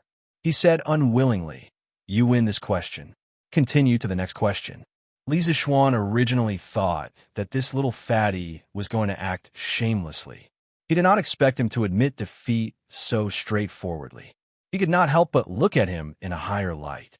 He continued, "Well then, Your Highness, please listen to the fourth question. May I ask what part of a person's body is hard to lick and hard not lick? If you want to sleep comfortably, you must first rub it." When Cheng Chumo heard this, he staggered and almost fell to the ground. The first thing he thought of was a man's little brother. He really did not expect Li Zixuan to be so dirty. However, Lan'er was still here. Was it really appropriate for Li Zixuan to ask such a question? Cheng Chumo looked at Lan'er worriedly. Li Tai's first thought was also a man's little brother. Although he was not even 10 years old, he was a member of the royal family. At this age, what did he not know? At that moment, he wanted to blur out the answer. However, when he saw Lan'er beside Li Zixuan, he could not bring himself to say it. He could not help but curse Li Zixuan's shamelessness in his heart. In order to win, he actually came up with such a dirty question. If there were only the few of them here, Li Tai would definitely not have any scruples. However, there was also a delicate little girl like Lan'er. He really could not bear to say it out loud. Li Tai's face turned red. In the end, he could only say angrily, "You are shameless. I can't answer, but I don't believe that you dare to say the answer." Looking at Li Tai's and Cheng Chumo's reactions, Li Zixuan knew that these two fellows had misunderstood. The thoughts of these ancient people were not pure. Li Zixuan thought in his heart, "Ha! Your Highness, what are you saying? Why would I not dare to say it?" The answer to this question is teeth. Looking at Your Highness and Cho Ox's reactions, could it be that you have misunderstood? Lan'er asked curiously, "Brother Cho Ox, what answer were you thinking of?" Cheng Chumo's face turned red as he said awkwardly, "I didn't misunderstand. The answer I was thinking of was teeth." "Yes, teeth." Lan'er looked curiously at Li Tai. Li Tai hurriedly waved his hand and said, "This king did not think of an answer. This question is my loss. Lisa Schwan, quickly come up with the next question. This made it seem like he was trying to hide something. Lan Er's gaze turned even more suspicious, but she did not dare to ask. The impression Li Tai gave her previously was too fierce. Lisa Schwan said with a smile, Your Highness has already lost 4 questions. Do you really want to continue? He was afraid that if this carried on, Li Tai would fly into a rage out of humiliation. That would not be good. The best outcome would be for Li Tai to take the initiative to end the bet, allowing everyone to reconcile. However, he had underestimated the persistence of a gambler. Li Tai said with reddened eyes, Continue. Why? Are you afraid that this king will go back on his word? He, Li Tai, had never suffered such a huge loss. He had to turn the tables, otherwise it would be too embarrassing. All right, in that case, let's continue. Lisa Schwan said helplessly. Chapter 77. Looking at Li Tai's attitude, it seemed like he would not turn back until he hit a wall. Lisa Schwan could only give him a hand and let him hit his head until he bled. Your Highness, please listen to the 5th question. Before I ask, I want to know if Your Highness has heard of Ode of Milan. Li Tai nodded. Of course I have. Ode of Milan, also known as Poem of Milan, was a narrative poem written during the northern and southern dynasties in China. It told the folk story of the heroine Hua Mulan, who replaced her father in the army. The poem was written in the Northern Wei Dynasty. It was originally recorded in the Southern Qin Dynasty's ancient and modern music records. It was about 300 words long and was later embellished by scholars in the Sui and Tang dynasties. Li Tai was well-read, so of course, he had seen this poem before. It's good that Your Highness has heard of it. The 5th question is, why was Hua Mulan, who had been in the army for 18 years, so surprised when she changed into women's clothing? Li Tai replied matter-of-factly. Wasn't it because her companions had never seen her in women's clothing before? Lisa Schwan shook his head. Wrong. It was because her companions thought that it was more appropriate for her to wear men's clothing. Li Tai was speechless. He really wanted to curse in his heart, but he did not know if he should say it. Ha! Tisk! Chung Chumo could not take it anymore. He laughed loudly, but tragically, the wound on his face was torn. Lan Er covered her mouth when she heard this funny answer. She could not help but giggle. Li Tai said with a dark face, Continue. Next question. Next question. Next question. As time passed, Li Tai's face became darker and darker. However, he couldn't help but listen to the next question every time. Putting aside the gambling, Lisa Schwan's questions were all very novel, and the answers to each question were even more unexpected. He was like an opium addict. Although he knew that he would lose if he continued like this, he could not help but want to listen to the next question and the answer to the next question. Your Highness, this is the last question. Please listen carefully. After Li Zixuan finished, he sighed in relief. He was finally going to get rid of this troublesome fatty. Wait! Hearing that this was the last question, Li Tai was startled and quickly interrupted. He frowned, thought for a moment, and said, That's right. For the last question, you are not allowed to come up with such a crooked question. You must come up with a proper question. If he really couldn't answer a single question, then wouldn't his reputation be ruined? Although Li Tai liked those strange questions, it didn't mean that he was willing to lose the bet. Li Zixuan looked at Li Tai's face, which was as black as the bottom of a pot. He didn't want to push this little fatty too far. I heard that Your Highness is also proficient in mathematics. How about I give you an arithmetic question for the last question? Hey, since this little fatty is looking for a beating, then don't blame me. I can also play you to death with a proper question, Li Zixuan thought insidiously. Li Tai was energized. He was quite confident in mathematics. He didn't believe that Li Zixuan would be able to stump him. Okay, then it's an arithmetic question. Quickly give me the question. Your Highness, please listen to the 10th question. Let's say that our Tang Empire wants to attack the Turks. We need to transport 100,000 dan of grain from Qin province to the front line of Feng province. If we travel by water, we will lose 300 dan of grain for every 100 li. If we travel by land, we will lose 500 dan of grain for every 100 li. If the grain transport army travels a total of 1,000 li by water and land, they will have 95,800 dan of grain left. May I ask your highness, how many li did the grain transport army travel by water and land? Li Zishuan casually came up with a two-variable linear equation. As for higher-order equations, he didn't bother.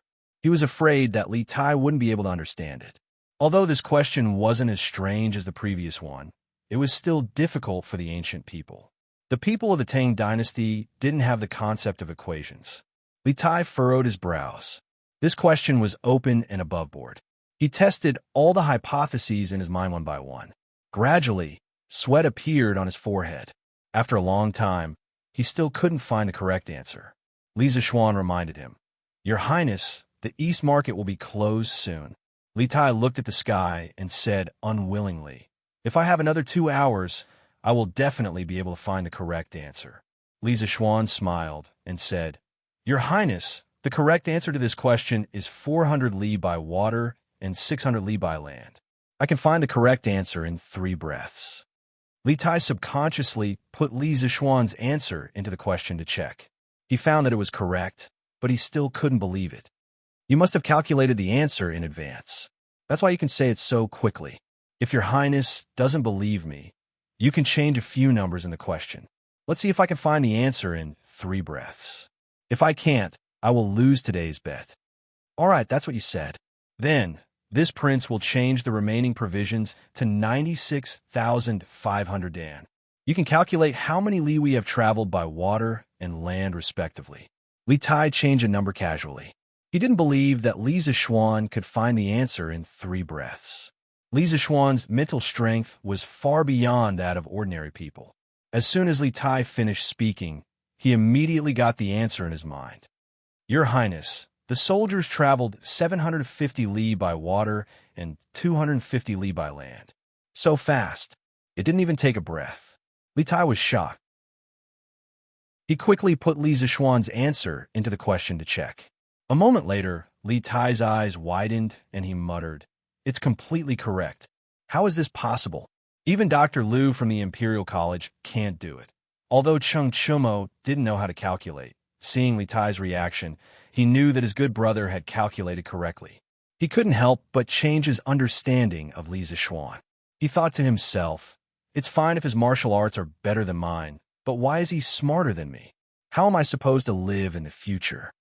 When Li Tai wanted to compete with Li Zishuan in mathematics, Lan wasn't worried at all. She still remembered Li Zishuan's heroic performance in the clothing store. "Your Highness, what about today's bet?" Seeing Li Tai in a daze, Li Zishuan asked worriedly. Li Tai had been tortured miserably today. He waved his hand dispiritedly and said, "I lost. A bet is a bet. This king will not make things difficult for your strange interest pavilion in the future." "Thank you, Your Highness, for keeping your promise. We'll take our leave now." Li Zishuan admired this little fatty's character of being willing to admit defeat and keeping his promises. "Wait, are you really not willing to write a story for me? If you have any requests, you can tell me. I'll consider it." Li Tai was still unwilling to give up, but his tone was no longer as arrogant as before. Not only was this person in front of him good at writing stories, he was also quite talented and had strange ideas. He was a smart and interesting person. Li Tai really wanted to rope him in as a guest of the palace. Li Zishuan shook his head and said, "Sorry, this humble one's ambition does not lie in this." Looking at the little fatty's disappointed expression, he also felt that Li Tai's tone was no longer as arrogant as before. He thought to himself that this fatty was just a child spoiled by his parents. Li Zishuan then added, "But in my free time, I'll write some stories. When the time comes, I'll engrave them into books and sell them at Strange Interest Pavilion." Li Tai's eyes lit up, and he said with a smile, "Okay, I'll definitely get someone to buy a few books. But you must tell me about your learning skills in the future. I'll definitely treat you well." Li Zishuan smiled and said, "Of course." The few of them bade farewell. Li Zishuan looked at the sky and estimated that the market would close in a few minutes. He let Wang Zhong take Lan back first. He quickly walked to Strange Interest Pavilion's workshop and happened to meet Faubert, who was preparing to go home. He asked Faubert about the progress of the curved plows. Faubert smiled and said, "Young master, the 20 curved plows you wanted have all been made. They're just waiting for you to send someone to take them away tomorrow. I'll go to the manor with you tomorrow to see how effective the curved plows are." Lisa Schwan nodded and said, "Okay, that's good. I'll send someone to take these curved plows away tomorrow." At this moment, Faubert seemed to have thought of something and said, "Oh, that's right. Young master, the roller bearings you mentioned before have been made in the workshop. Now we can make roller bearings of various sizes." Lisa Schwan was overjoyed and said with a smile, "That's great. After I'm done with this, I'll give Faubert a blueprint. Faubert can help me build a carriage with roller bearings for all the parts that need to be rotated." Lisa Schwan was very happy that there was finally hope for the luxurious carriage that he had been longing for. Faubert smiled and said, "Okay, no problem." Chapter 78. As night fell, all of Chang and was shrouded in darkness. Because of the curfew, all the streets were dark except for the brothels. After dinner, the people of Chang and went to bed. The entire city seemed to have fallen asleep, but some people were still awake. The Taiji Palace and the Imperial Palace was still brightly lit. Since the dynasty had just been established, there were many things that Li Er needed to decide. He would read memorials until very late every night. But what he was holding now it was a memorial written by a courtier. He, not afraid of 10,000, but just in case. Why does this kid have so many strange things in his head? Li Er looked at the secret report in his hand and shook his head with a smile. Lisa Schwan would never have thought that he would enter Li Er's sight again after the nibbled chicken incident. Haha, Chinke has been talented since she was a child. I didn't expect that she would suffer such a big loss today, but it's good for her to suffer some setbacks. But Lisa Schwan is really interesting. Of course, Li Er wouldn't hold a grudge against Lisa Schwan for his son's humiliation outside. His daughter was raised in a rich family, while his son was raised in a poor family. Li Er had always adopted a let nature take its course attitude towards his sons. They could compete with each other, they could fight each other, but they couldn't cross that red line. Even if one of his sons was bullied, they could find a way to get back at him. Li Er would never stand up for him. Looking at the novel questions and unexpected answers on the secret report, the smile on Li Er's face grew wider and wider. However, when he read the last question, the smile on Li Er's face suddenly froze, and his face gradually became solemn. Li Er's face darkened, and he asked the guard in black in front of him. Lisa Schwan really calculated the answer in one breath. The guard quickly bowed and said, "Your Majesty, it's absolutely true." Li Er waved his hand and asked the guard to leave. He turned around and clenched the secret report in his hand. The last question had touched the ambition that had been hidden in his heart for a long time. After the incident at the Xuanwu Gate last year, the great Tang was in a state of turmoil. The Turkic Khaganate sent out an army of 100,000 and took advantage of the situation to invade. Like a hot knife through butter, the Turkic Khaganate actually managed to reach Jingyang, which was only 40 li away from Chang and shaking the entire capital. At that time, the enemy was strong, and we were weak. Li Er was forced to set up a deceptive tactic. He personally led Gao Shilian, Feng Xianling, and the others, 6 riders, to the Wei River and spoke with Shili across the Wei River. In the end, the Turks retreated. Not only did they take away 30,000 Han slaves, they also received the promise of non-aggression from Emperor Li Er. All the treasures in Chang'an's treasury were emptied. These smug bandits left Yuanzhou State and fled into the vast grassland from Huaiyuan. Perhaps later generations would praise Li Er for not being afraid in the face of danger and crafting a clever plan to set up the Wei River Alliance, winning a chance for the Great Tang to breathe. But in Li Er's view, the so-called Wei River Alliance was the shame of his life. All those years ago, Li Er had followed his father to Taiyuan County and experienced 100 battles before finally conquering the world. When had he ever suffered such humiliation? Li Er still remembered that after the Turks retreated, Cheng Yaojin held his handwritten letter and knelt on the ground like a child, wailing loudly. Tens of thousands of soldiers put on their armor and knelt in front of the commander's tent. Several valiant generals requested to go to war, determined to wash away the humiliation brought by the Wei River alliance with blood. Although the Great Tang had just been established, from the emperor to the people, there was a pride in their bones, a pride of being a Tang person. If the emperor was humiliated, the officials would die. If the emperor was humiliated, the people would die. In an instant, the entire country, from the generals to the people, was filled with fighting spirit. They all swore to take revenge for their emperor. But at that time, the Great Tang army was weak. Their equipment was not complete, their provisions were not sufficient, and there were many rebellions. Tu Fan and Tu Yuan were eyeing them covetously. Lier could only grit his teeth and swallow it down. For a gentleman to take revenge, 10 years was not too late. He swore in his heart that once the rebels in the country were wiped out and the soldiers were strong enough, he would hunt the grassland with everyone and fight to the death with the Turks. Today, seeing Li Zishuan give the last question to Li Tai, Li Er's heart was unable to calm down for a long time. Speaking of Li Zishuan, Li Er could not help but think of the conversation he had with Cheng Yaojin 2 days ago in Taiji Palace. Jijia, how has second brother Qin been recently? Li Er sat on the dragon throne, his face full of concern. Qin Shubao had followed him on many bloody campaigns and had saved his life several times. Thus, Li Er had always been very grateful to Qin Shubao. Even after he became the emperor, he still called Qin Shubao second brother Qin in private. Your Majesty, second brother Qin had many hidden injuries in his early years. Now that he is old, the injuries have flared up and his body is getting worse by the day. A few years ago, second brother could still beat me in martial arts, but a few days ago, I went to the Qin residence to see second brother. Second brother, Your Majesty, I am heartbroken. As Cheng Yaojin spoke, he could not help but beat his chest and cry. This old general of the Great Tang had once faced countless powerful enemies without batting an eyelid. Now that he saw his best brother's body getting worse, he could not help but cry. Men did not cry easily, but they had not yet been deeply hurt. Li Er's eyes were also moist. He was silent for a while, then said in a low voice, Jijia, do not be sad.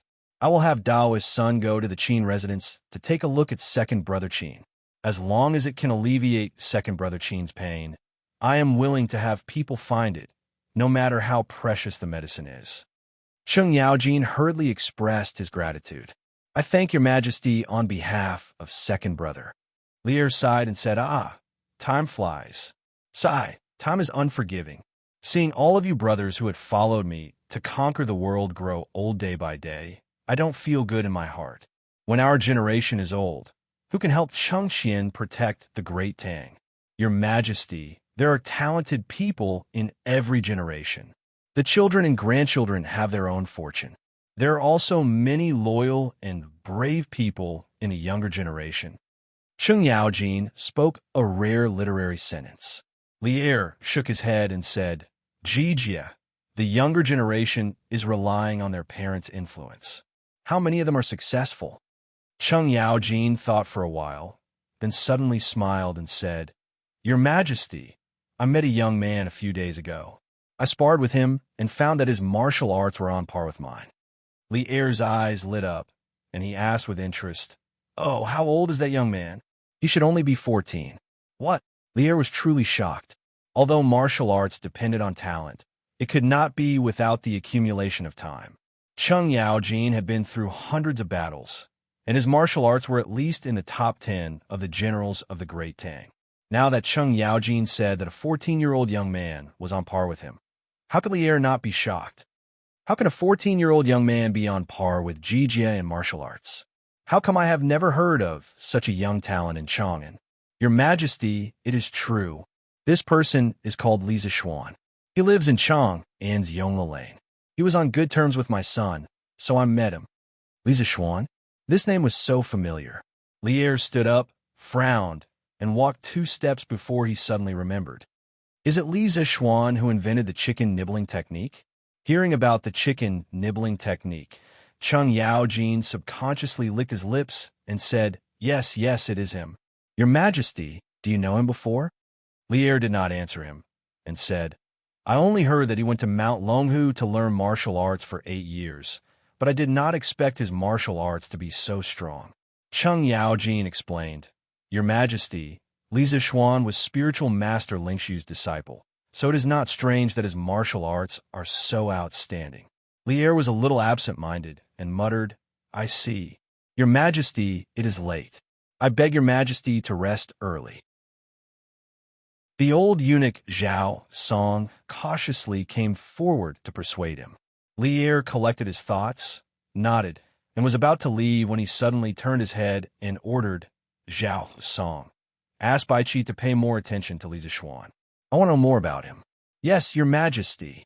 This young man's martial arts were strong, but he was also very smart. He was quite accomplished in mathematics. If he was a talented general, then he should be nurtured. The younger generation of the empire needed a leader. Even if he was not a talented general, he could be transferred to the army as a clerk. If he was in charge of the allocation of provisions, it would probably reduce a lot of losses on the journey. It was time to find an opportunity to transfer this young man into the army and train him well. Li Er thought so. Chapter 79. The next day, Li Zixuan didn't laze around in bed. He got up early. He still had to go to the Han village to deliver the plow today. As for the business of Chitu Pavilion, Li Zixuan had already told his father last night to send a reliable shopkeeper to take care of it today. Chitu Pavilion's reputation had already spread yesterday, so the rest of the work just had to be done step by step. Li Zixuan didn't need to stay there every day. It was best for him to be a shopkeeper who didn't do anything. Before Li Zixuan ate breakfast, he asked Sanbao to quickly go to the carriage house to hire 4 carriages that were specially used to transport goods. Sanbao didn't go with Steward Wang to buy chicken seedlings today. Li Zixuan asked Wang Zhong to take Fu with him. He wanted Sanbao to go with him to the village today. After breakfast, he went to the door to see if Sanbao had returned. In the end, he didn't see Sanbao. Instead, he saw Chang Chumo. Hey, Chonyo, why are you here? After Cheng Chumo went back with a bloody nose and a swollen face last night, he naturally couldn't avoid being interrogated by Cheng Yaojin. When old Cheng saw him like that, he thought that he had run out to fight with someone again. Cheng Chumo explained for a long time before Cheng Yaojin reluctantly believed him. He glared at him angrily. Useless thing, how can you fall like this from playing with a lousy carriage? You're really embarrassing me. Cheng Chumo also knew that he had lost a lot of face this time, so he stood there silently and didn't dare to talk back. Who knew that Cheng Yaojin would continue to say, Another day, ask Xiao Xian to make one for me. I want to see what kind of carriage can make you fall like this. Cheng Chumo cursed in his heart. I'm afraid that when the time comes, you'll fall even more miserably than me. Cheng Chumo suddenly remembered something this morning.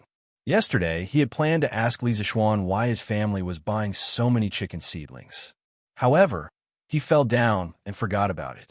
Therefore, he came to look for Li Zixuan right after breakfast. At this time, he saw Li Zixuan at the door. Cheng Chumo wanted to pull him to a corner and ask him about it. What are you doing? What are you doing? Pulling and pulling in broad daylight. What kind of scandal is this? Li Zixuan saw that Cheng Chumo didn't say anything and came to pull him. Suddenly, his chrysanthemum tightened. He was not gay. He quickly slapped away Cheng Chumo's claws. Cheng Chumo's face was full of black lines. Little Xian, what are you thinking? I have something important to discuss with you. Come here quickly. Oh, you should have said so earlier. Come in and talk. It's not appropriate to talk outside. Li Zixuan tidied up his clothes and brought Cheng Chumo to the front hall. After the two sat down, Cheng Chumo couldn't wait to say, Little Xian, I'm here to ask you something today. Don't fool me. Li Zixuan took a sip of tea and said casually, What's the matter? Cheng Chumo leaned over and asked in a low voice, Little Xian, why did your family buy so many chicken seedlings yesterday? How do you know? Li Zixuan was shocked and asked hurriedly, Hey, there are only so many things happening in Chang and all year long. How can you hide such a small thing? Those who are observant will know as long as they pay attention. Little Xian, tell me honestly, why did you buy so many chicken seedlings? Will the price of chicken increase next year? Do you know that you've almost emptied all the chicken seedlings in Chang'an? Cheng Chumo laughed sinisterly. As long as there was profit to be made, he also wanted to go back and ask his father to buy a batch of chicken seedlings. Hearing Cheng Chumo's question, Li Zishuan fell silent. He couldn't tell anyone about the locust plague prophecy. Not only would no one believe him, but his family would also be in trouble. However, he couldn't tell Cheng Chumo nothing. This guy was the first brother he had made since he came to the Tang Empire. From the previous few things, Cheng Chumo was the kind of person who would sacrifice himself for a brother in a critical moment. Maybe he could give him a hint. After hesitating for a long time, Li Zishuan asked, Chonyo, how many fields do you have in your family? Cheng Chumo was stunned by the question. He didn't know why Li Zishuan asked him this, but he still answered, I'm not too sure about this. It should be about 5,000 mu. Little Xian, why do you ask? So much. This was a big landlord. Li Zishuan sighed in his heart. He estimated that the locust plague next year would cause even more losses for his family. At this moment, he suddenly looked at Cheng Chumo seriously and said in an extremely serious tone, Chonyo, if you really believe me, then go back and ask Uncle Cheng to buy more chicken seedlings for your family to feed. As for the specific reason, I really can't tell you now. In June next year, you'll know why. In short, if you really believe me, then do as I say. Don't worry, Li Zishuan, will never harm my own brother. Cheng Chumo was also shocked by Li Zishuan's serious expression. After Li Zishuan finished speaking, he carefully pondered over Li Zishuan's words in his heart, but still couldn't figure out the reason. However, the second half of Li Zishuan's words did make sense. Cheng Chumo also firmly believed that Li Zishuan wouldn't harm him. Little Xian, since you have difficulties that you can't tell me, I won't force you. When I go back, I'll try my best to persuade my father. I believe that you won't harm your own brother. Cheng Chumo, may not be as smart as those literati, but I'm quite good at judging people. Li Zishuan smiled. Thank you for your trust, Chonyo. In June next year, you'll definitely be rewarded generously. Young Master, the carriages are here. Young Master Yin is also here to look for you. Sam Bao suddenly came in to report. Li Zishuan nodded and quickly walked out. As expected, 4 carriages were parked in the courtyard. Yin Xiaoning was also here. Brother Xiaoning, you're here. Yes, I shouldn't be late. Chonyo is here too? Yin Xiaoning was surprised when he saw Cheng Chumo coming out with Li Zishuan. Little Xian Xiaoning, where are you guys going with so many carriages? Cheng Chumo couldn't help but ask curiously when he saw so many carriages and heard Yin Xiaoning's words. It seemed that they were going out today.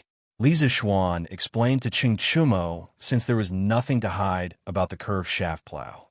Little Xian, is this curved shaft plow really as amazing as you said? No, I'll go with you guys today. If it's really that amazing, Little Xian, you have to take care of me first. My family's farmers also complained that they didn't have enough cattle this year. Some of them might miss the spring plowing. No problem. Let's go to the workshop now to pull the curved shaft plow. Since Cheng Chumo wanted to go with them, Li Zishuan naturally wouldn't reject him. Li Zishuan let the 4 coachmen drive the carriages while he, Cheng Chumo, and Yin Xiaoning rode behind them. The group rushed to the workshop. What surprised Li Zishuan was that he actually saw a few naughty kids on the road. They were riding on scooters and racing with each other. The other naughty kids around them were looking at them enviously. Li Zishuan smiled knowingly. All of this was within his expectations. The naughty kids who bought the scooters would spontaneously promote the Strange Taste Pavilion.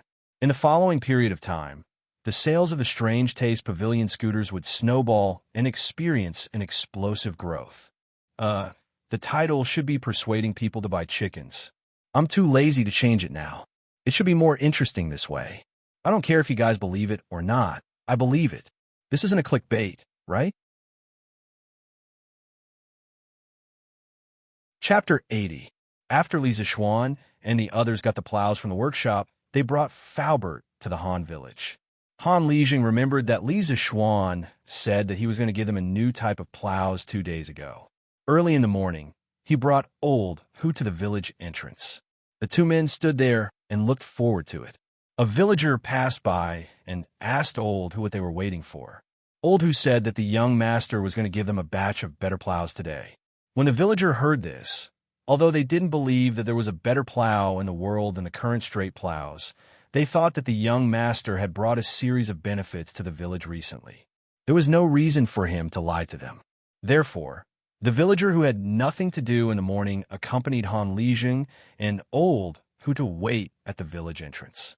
They looked forward to the stars and the moon, and they were about to turn into amethyst stones. Finally, a group of carriages came into their sight. The person in the lead was Li Zishuan. Han Lijing quickly led the others to welcome them. "Young master, you must have had a hard journey." Li Zishuan smiled and said, "Uncle Han, it's okay. You guys came the right time. I brought a total of 20 new plows. Help me move them to Uncle Han's house first." Li Zishuan stopped the carriage at the village entrance and called a few villagers to move the plows. He also introduced Cheng Chumo, Yin Xiaoning, and Faubert to Han Lijing. Han Lijing was shocked and quickly greeted the three of them. They exchanged greetings for a while. When Li Zishuan saw the eagerness in Yin Xiaoning and the other's eyes, he said, "Uncle Han, leave one of the plows. We'll go to the field now and see if the new plows are good or not. Uncle Hu, let's go to your family's field and try it out." Old Hu grinned and said, "All right, young master. Old Hu, used to be a blacksmith. Old Hu, will be able to use your plow after studying it for a while. I'll try using this new plow later." Everyone followed Old Hu to the edge of the field. At this time, a farmer had already brought over an ox. Li Zishuan gave Old Hu a brief introduction of the use of the curved plow. Old Hu had been a blacksmith before, and he was also good at farming, so it didn't take him long to understand. He couldn't wait to tell Li Zishuan, and then he took the curved plow and led the cattle to the field. Old Hu tied the reins of the curved plow to the ox. He held the plow with one hand and drove the ox with the other. Old Hu was taken aback the moment he started the plow. It was obviously more effortless than before. It was completely different from the previous plow, which had to plow the land with a lot of potholes. If it weren't for the fact that it was his own field, Old Hu would have suspected that someone had filled the field with water before. It was too easy to plow. When he reached the end of the field and was about to turn, Old Hu experienced another benefit of the curved plow. At this moment, Old Hu gently turned the shaft of the plow, and the entire plow easily turned around. It was not like the long and straight plow in the past, which had to be tilted and expended a lot of effort to turn around. It was obvious that the curved plow was more flexible, effortless, and time-efficient. Old Hu was so excited that his hands were trembling. He had lived for more than half of his life, but he had never used such a good plow. The Han village was saved, and no one would miss the spring plowing. At this time, there were already many farmers surrounding the embankment. When they saw how fast Old Hu was plowing, they couldn't help but be shocked. The farmers who had some experience quickly understood the superiority of this new plow. Everyone couldn't help but discuss spiritedly. "This plow seems to be more effortless. Look at the ox leading the plow. Why does it seem effortless? It seems to be true. At this speed, won't they be able to plow 6 or 7 mu of land in a day?" "Haha, it's not just 6 or 7 mu. Han Xiaodong, you're already an adult, but you still don't have any eyesight. Can't you see that the plow is more than twice as fast as the previous plow? In my opinion, this new plow should be able to plow 10 mu of land in a day, and it doesn't even use the ox." A slightly older villager analyzed. 10 mu? So much? Old Hu increased the speed of the ox and quickly plowed a round trip. At this time, he pushed the plow to a place slightly closer to Li Zishuan and the others. He shouted excitedly, "Young master, Li Zheng, this plow is really good. The plow is more than twice as fast as before. Old Hu, even feel that a slightly stronger adult can pull this plow." Hearing Old Hu's words, everyone on the ridge was shocked. They all thought that Old Hu was bragging. Who could pull a plow? Han Lijing also said suspiciously, "Old Hu, it's not as exaggerated as you say, right?" Old Hu anxiously said, "Li Zheng, if you don't believe me, come down and help me hold the plow. Old Hu will pull it." Han Lijing also wanted to experience it. He excused himself from the people on the ridge, rolled up his trousers, and went down. Old Who pulled the ox to the side and let a farmer lead it. He hung the rope of the plow on his shoulder, leaned forward, and pulled one end of the rope. He shouted behind him, "Li Zhong, are you done holding it?" Han Lijing replied, "Yes, you can start." Everyone held their breath and stared at Old Who without blinking. In history, they had never heard of people pulling the plow. At this time, the muscles on Old Who's arm bulged. Old Who shouted, and the plow began to move slowly. It moved, look, the plow actually moved. It's true, it's actually true. God, what kind of plow did young master bring us? An old farmer trembled as he knelt on the ground and muttered, "A divine plow, a divine plow. This is the divine plow of our Tang Empire." Faubert was also trembling with excitement. 2 days ago, when Li Zishuan explained the advantages of the plow to him, although Li Zishuan's words were clear and logical, he still had some doubts. But today, the facts were in front of him. He had no choice but to believe. The plow in front of him was even better than what Li Zishuan described that day. "Young master, facts speak louder than words." This old man is convinced. This plow can really be called the divine plow of our Tang Empire. In the future, millions of people will be grateful for young master's kindness. Faubert looked at the excited farmer in front of him and couldn't help but say. Li Zishuan smiled and said, "This is also thanks to Faubert's help. Without Faubert's exquisite skills, how could we make such an efficient plow?" Yin Xiaoning was breathing rapidly as if he had taken drugs. He grabbed Li Zishuan's arm and said incoherently, "Xiao Xian, this is a divine plow. This plow must be widely promoted. When I go back, I must tell my father to let the Ministry of Works purchase this plow. This is the good news of our Tang Empire's people." Li Zishuan was speechless. It was just a plow. Did these people have to praise it so much? Cheng Chimo jumped out excitedly at this moment. He patted Li Zishuan's shoulder and shouted, "Xiao Xian, if you treat me as a brother, then supply my family with 100 of these plows first. My farmer needs them urgently." 100? Why don't you go rob a bank? Li Zishuan was furious. This guy was really asking for too much. The Han village only got 20. Moreover, even if he gave Cheng Chimo 100, did his farm have so many cattle? Wasn't this a waste of resources? Then let's start with 50, no less. My family's farmstead has 50 cattle, Cheng Chimo said with a flattering smile. Li Zishuan nodded. This was more like it. At this moment, he said to Faubert, "Faubert, when you go back to China, ask all the craftsmen in the workshop not to do anything but focus on making the plow. In addition, you are in charge of finding a group of skilled and reliable craftsmen. I wouldn't mind, even if there were 40 or 50 of them. Don't worry, I don't lack money." Li Zishuan expressed that he was rich and could do whatever he wanted. Faubert nodded and agreed. "Yes, young master. This is an important matter. I will arrange it well." Chapter 81. After the villagers on the ridge saw the magic of the curved plow, some of them quickly spread the news back to the village.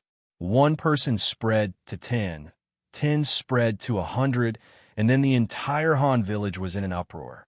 As soon as Li Zishuan and his group returned to the village, they were surrounded by enthusiastic villagers. "Young master, is this divine plow for sale?" "Yes, young master. Where can I buy this divine plow? I want to buy one too. But I don't know if this divine plow is expensive." Li Zishuan waved his hand to stop the noisy crowd and shouted, "This plow is called the curved plow. I have already sent 20 plows to the Han village today. They are considered the public property of the village. If you can't afford a curved plow, you can rent one from Han Lijing. The rent is 5 copper coins a day. If you want to buy one, you can go to the Strange Interest Pavilion in the East Market of Chong and City tomorrow. They sell one for 170 copper coins. If you want to buy one, please come early tomorrow. The other villages don't know about this plow yet, so no one will fight with you." The cost of a curved plow was about 150 copper coins. Li Zishuan didn't want to earn money from these poor villagers, so he set the price very low. He only wanted to earn money for his hard work.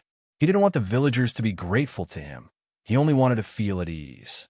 As soon as Li Zishuan finished his words, the crowd started to discuss. "Master, it's only 170 copper coins. It's only 30 copper coins more expensive than the straight plow we bought before. Why don't we buy one too? Yes, it's better to buy one. You have to wake me up early tomorrow morning, or else we won't be able to buy it. Xiaodong, is your family buying it? Of course. Only a fool wouldn't buy such a useful plow. Didn't you hear what young master said? When the other villages know about it, you won't be able to buy it even if you want to. Yes, that's right. Young master is really good to us villagers. Of course. Li Zishuan walked out of the crowd with Cheng Chumo and the others when he saw that they were having a heated discussion. At this moment, Yin Xiaoning and Faubert both said goodbye. Yin Xiaoning had already achieved his goal of coming to the Han family manor today. Now, he only wanted to return home as soon as possible and report to his father how efficient it was to use the curved plow to plow the land. It would be able to solve the urgent problems of the imperial court to a large extent. Today, Faubert had witnessed the miraculous power of the curved shaft plow. He wanted to return to the workshop as soon as possible and recruit more craftsmen to mass-produce the curved shaft plow. Time waits for no man. If he builds one more curved shaft plow, there would be one less family missing the spring plowing. Faubert felt that his body was filled with passion for work. His waist was no longer sore, and his legs were no longer painful. His entire body was filled with energy. Li Zishuan saw that Cheng Chumo seemed to want to leave in advance, so he hurriedly pulled him back and said, "Chonyo, don't go yet. I'll bring you to see the Han family manor's chicken farm. If your family's farm also wants to raise chickens on a large scale, then do it like this. Otherwise, the chickens will easily catch the foul plague." Cheng Chumo thought for a moment and nodded in agreement. "All right, then we'll listen to little Xian and go take a look." The two of them followed Li Zishuan to the back mountain of the manor. Compared to the first time Li Zishuan came, the back mountain had changed a lot. In the forest, the farmers had used bamboo or tree branches to form chicken farms one after another. Each farm was about half a mu of land. Moreover, there was a sign hanging at the door with a name written on it. Li Zishuan nodded in satisfaction and turned around to ask, "Uncle Han, how many chicken farms are there on this mountain now?" Han Lijing smiled and replied, "Young master, because the farmers know that these chicken farms are for themselves, and because young master is paying them wages, everyone in the manor is very motivated to work. In 2 days, we have already surrounded more than 20 chicken farms. Young master, the 8,000 chickens that you sent before have all been settled down. The farmers have all used their own hens to raise these chickens. Everything is going smoothly. Then I'm relieved. Uncle Han, follow me in to see the chicken coop." Li Zishuan chose a chicken farm next to him and directly pushed the door open. Cheng Chumo and Han Lijing also followed in. They saw a few old hens and a few groups of chickens.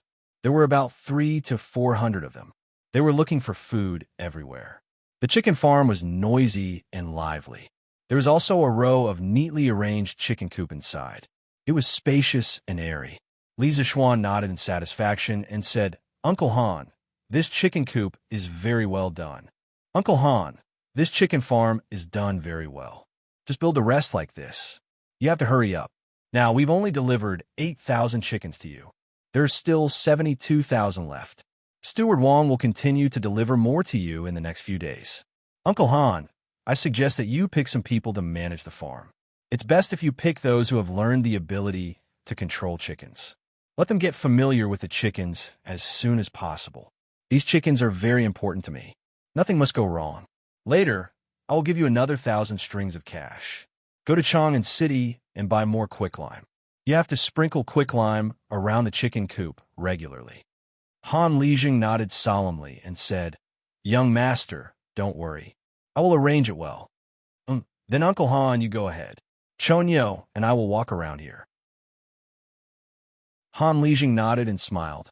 "Okay, young master, I will go back first." After Han Lijing left, Li Zishuan did not hear any movement from Cheng Chumo for a long time. He could not help but turn around and found Cheng Chumo staring at him in shock. Li Zishuan touched his face strangely and asked in puzzlement, "Chonyo, what happened to you? Were you struck by lightning?" Cheng Chumo wanted to kick Li Zishuan angrily, but Li Zishuan easily dodged it. "Damn you! You are the one who was struck by lightning. I say, Xiao Xian, from what you said before, are you planning to buy 80,000 chickens? Yesterday, he received news that Li Zixuan had bought at least 7,000 chickens. He was shocked by this number at that time. He never thought that it was just a drop in the bucket. Li Zixuan was playing too big, far beyond his imagination. Yes, what's wrong with this? What's wrong with this? Are you crazy? 80,000 chickens? Chang'an City consumes less than 80,000 chickens in a month. Who are you going to sell these chickens to when they grow up? Cheng Chumo said angrily. Li Zixuan touched his nose and said awkwardly, Chonyo, actually the most valuable part of a chicken is not its meat, do you know? Cheng Chumo heard him and looked at him as if he was an idiot. He was speechless, but what he wanted to say was written on his face. He was clearly saying, I am not educated, don't lie to me. Li Zixuan also knew that he could not explain it clearly, so he could only say vaguely, Chonyo, you will understand what I mean next year. Your family's chicken farm must be built like the Han family's. Take a good look. Your family cannot buy so many chickens like me, but you must buy them, or you will regret it next year. Seeing that Li Zixuan was serious, Cheng Chumo could only nod and say, Okay, I will tell my father tonight. P.S.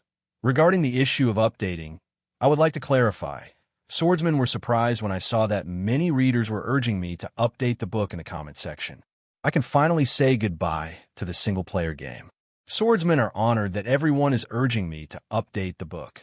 Swordsmen would like to clarify the issue of updating the book. Usually, the book will be updated at least 2 times a day, and occasionally 3 times. This book has been open for more than 40 days, and it has never stopped updating. Usually, a chapter will be updated at noon, and a chapter will be updated at 10 p.m. Due to the lack of popularity of his new book, there were fewer recommendations. Therefore, Vigilante could only release his new book at certain times, hoping that others would be able to read his new book amidst the sea of books. Although this method was stupid, Vigilante had no other choice. If there are many people reading the book, Swordsman will release 2 or 3 chapters at once to prevent people from waiting in the middle. In the end, it's all about understanding. I hope that everyone can understand. Also, if you find out that your comments on the bookstore's book review section have been deleted, don't blame it on Vigilante A. That's because your comments contain sensitive words that are automatically deleted by the system. Vigilante A. Vigilante's own comments have been deleted many times. As for which sensitive words are Vigilante A, Vigilante doesn't know. Everyone will ask why you did not put this paragraph in the comment section or put it in the author's words section. Are you trying to increase the word count by putting it there? First of all, Vigilante tried to post it in the book reviews and comment section, but it was instantly deleted by the system. Then I also wanted to put it in the author's words section at the bottom, but there was a word limit there, so I couldn't put it there. I am also in despair. I can't even post in my own comments section. Chapter 82. After visiting the chicken farm, Li Zixuan and Cheng Chumo left the Han family village. He originally wanted to see Hu Jing and his younger brother, but after thinking about it, he realized that he had been busy with the affairs of Strange Interest Pavilion these past few days and had forgotten to ask Li Chengxian to help him inquire about Sun Simiao's whereabouts. Even if he went to Old Hu's house now, he wouldn't be able to treat Hu Jing and his younger brother, so he left with Cheng Chumo. In his heart, he planned to find out Sun Simiao's whereabouts after these 2 days of work. Previously in Zhongnan Mountains, Sun Simiao had saved his life, and he hadn't thanked him yet. It wasn't Li Zixuan's style to not repay a favor. Chang, an East City Curious Pavilion. It was noon, and the sun was shining brightly. Although it wasn't as hot as summer, the midday sun still made people sweat a little when it shone on their bodies. In front of the Curious Pavilion, the hot sun overhead couldn't stop people's enthusiasm, and there was already a long line in front of the door. Shopkeeper, how many scooters do you have today? Yeah, there were only 300 scooters yesterday, and I didn't even get one. Last night when I got home, I was disturbed by that brat for the whole night. Shopkeeper, you're too unkind. Can't you prepare more? Aren't you cheating people? Yeah, you're cheating people.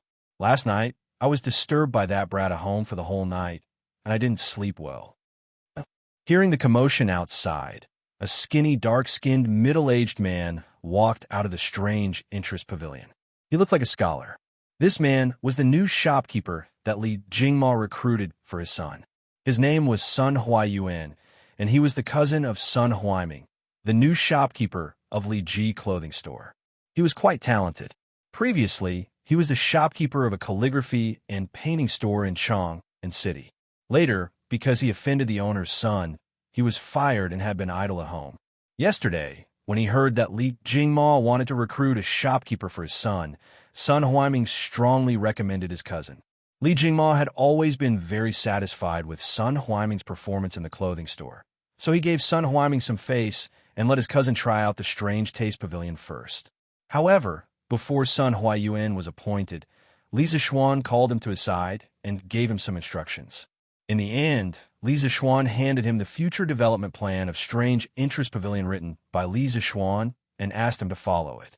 Sun Huan originally had the arrogance of a scholar, so he was disdainful of the development plan written by a 14-year-old boy, who knew that when he opened it, he would see business plans that he had never seen before.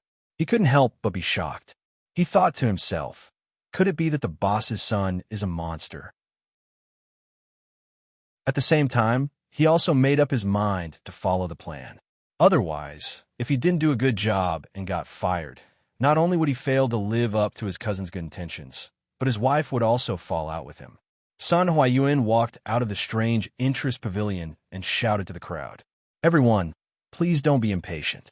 Today, there will be 500 scooters. Please don't cut the queue. Also, I just received a notice from the master in my workshop. For the next 5 days, Strange Interest Pavilion will stop selling scooters. Because of my young master's order, Strange Interest Pavilion's workshop will focus on manufacturing a more important tool in the next few days. The scooters will be sold next time. Please forgive us." Sun Huayuan gracefully cupped his hands and apologized to everyone. He was actually quite helpless.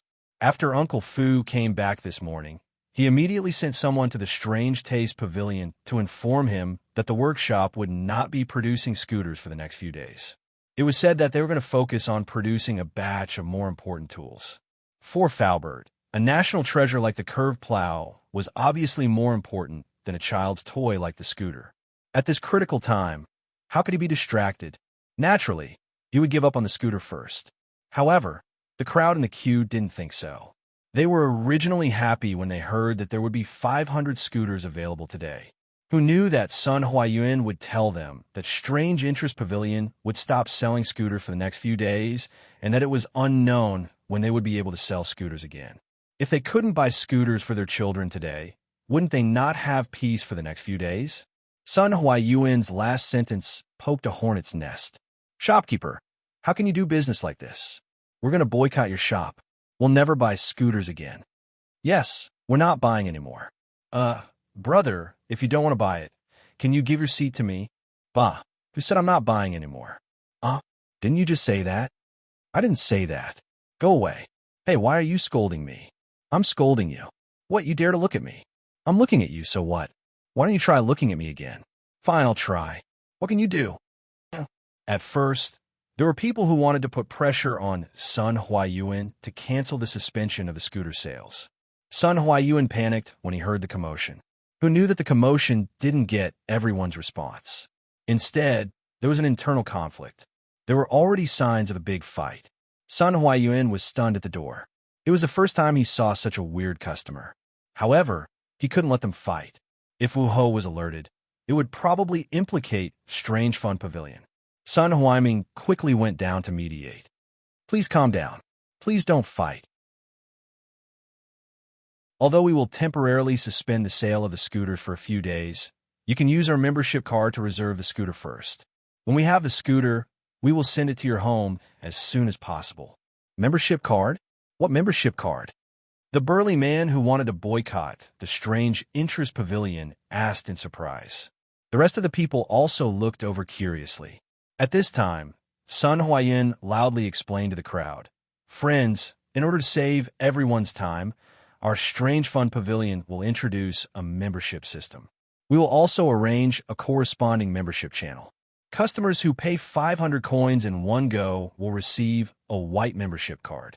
Those who pay 1,000 coins in one go will receive a green membership card. Those who pay 1,000 coins in one go will receive a blue membership card. Those who pay 20 coins will receive a purple membership card. Those who pay 100 coins will receive an orange membership card. Those who pay 500 coins will receive a red Supreme membership card. Our Strange Fun Pavilion's membership levels from low to high are white, green, blue, purple, orange, and red. In the future, all members can line up in a membership channel. Of course, the higher the membership level, the higher the priority you will receive when you line up. Correspondingly, you will receive better discounts when you buy products. The Red Supreme membership card will give you a 40% discount when you buy products. Every membership card that we give out is special and requires a fingerprint. It will not be counterfeited. Every sum of money that you deposit and withdraw from Strange Fun Pavilion will be recorded in detail. There will be no mistakes. Friends who didn't buy a scooter today can apply for a membership card to reserve it. Everyone, don't miss this opportunity. Our Strange Fun Pavilion will have even more novel products in the future. There are only things that you can't think of. There is nothing that we can't do. Sun Huayuan introduced the business plan that Li Zixuan had written for him to the crowd. Li Zixuan had used the color of the character cards and equipment from the online games in his previous life to Strange Fun Pavilion's membership cards. He wanted to tell the people of the Tang Dynasty that life was like playing an online game. If you want to be awesome, you have to spend money. It was just like the online games released by a certain company in his previous life. If you don't spend money, you won't be able to play. The audience was stunned by this membership system that they had never heard of before. The people who bought the scooter yesterday were secretly glad. They only spent 360 copper coins yesterday, and they actually got a white membership card that was worth 500 copper coins. This wave of people did not suffer a loss. Most of the people in front of the line were watching. They were in front of the line and should be able to buy a scooter today. Therefore, they were not in a hurry. They were waiting to see if anyone was willing to apply for a membership card. However, the people at the back of the line could not sit still. Shopkeeper, I want to apply for a green membership card. I want to use your members channel. I also want a green membership card. Green was the color that protected the environment. Everyone liked it. Behind the crowd, there was an elegant young man wearing white clothes and holding a folding fan in his hand. He was looking at the noisy crowd. The corners of his mouth were raised into a meaningful smile. He ordered the manservant beside him, "Don't worry. Lu Yun, go and apply for a Red Supreme membership card for this young master." Ah, young master, this... The servant suspected that he had misheard. The white-clothed young master frowned. He naturally had a dignified aura. He did not want to repeat himself. "Yes, young master. This servant will go now." Seeing the young master frown, Lu Yun was so scared that he did not dare to ask anymore, and went to apply for a membership card. Only then did the white-clothed young master relax his frown. He muttered to himself, "Strange Fun Pavilion, how interesting." Chapter 83. Outside of Strange Interest Pavilion, there were dozens of people crowding around Sun Huayuan to register for a membership card. Sun Huayuan hurriedly helped these people register, but he was pleasantly surprised. He didn't think that there would be so many people willing to buy a membership card. These people would most likely become loyal customers of Strange Interest Pavilion in the future. At this moment, some of the people at the front of the line couldn't sit still. Originally, according to the order, they would be able to buy a scooter today, but now there were so many people who wanted to buy a membership card. According to the membership system that Manager Sun had just introduced, these members could use the member channel to cut the line. If this was the case, then the people at the front of the line would most likely not be able to buy a scooter today. Thinking that if they couldn't buy a scooter today, they would definitely be disturbed by their naughty children for several days. These people couldn't help but shiver and clench their teeth. Isn't it just a membership card? I'll buy it. Thus, more and more people wanted to buy a membership card. Seeing this, Sun Huayuan smiled like a flower and quickly called a few employees to help him register. In fact, most of these people wanted a green membership card. Sun Huayuan had been registering for a long time, but the highest number he saw was 10 blue membership cards. There wasn't a single purple membership card. People were greedy. At first, Sun Huayuan was worried that no one would be willing to buy a membership card, but now he was hoping that someone would buy a few purple membership cards. He was disappointed in his heart when he heard a young man's voice. "Manager, buy a red Supreme membership card for my family's young master." Schwa. The noisy crowd instantly quieted down and looked at the person who spoke. Sun Huayuan also suspected that he had misheard and asked with uncertainty, "Dear customer, what kind of membership card did you say you wanted?" "I'm not the one doing it. I'm just doing it for my family's young master." "He wants a red Supreme membership card." "Manager, hurry up. We're in a hurry. This is the membership fee. See if it's enough." Luyan tossed 5 golden pancakes to shopkeeper Sunday. After all, 500 strings of copper coins could be pulled by an ox cart. It was really inconvenient to carry them when going out. In the Tang Dynasty, gold could be used for large transactions, but silver could not be used. In fact, there was silver in the Tang Dynasty, but before the Song Dynasty, most areas in China did not use silver as currency. In the Tang Dynasty, the annual production of silver was only 15,000 taels. At that time, for ordinary people, there were only 3 sources of silver. The first was a reward from the emperor, the second was a bribe from local officials, and the third was the payment from foreign merchants. Regardless of the source of the silver, no one would use it for trading. In large transactions, gold chains and gold pancakes were more commonly used. That's enough. I'll handle it for you right away." After Sun Huayuan confirmed that he didn't mishear, he quickly took the golden pancake and weighed it in his hand. Then, he wiped the sweat on his forehead and began to register. "May I know your young master's name? We need to register and press our fingerprint." Sun Huayuan raised his head and asked. Lu Yun frowned and said, "It's inconvenient to reveal the identity of my young master. You could just write the word Wang, and I'll press the handprint." Sun Huayuan was a little confused. This was the first time he encountered such a situation. However, this person wanted to apply for a red card, so he should take care of him. He could only nod and say, "Okay, we'll do as you say." The 500 scooters of the Strange Interest Pavilion were all sold out in 4 hours. Those who applied for a membership card had all bought one.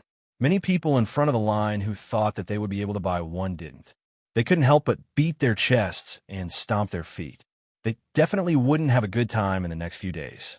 Including the scooters that were sold yesterday, there were currently 800 scooters in Chang'an City.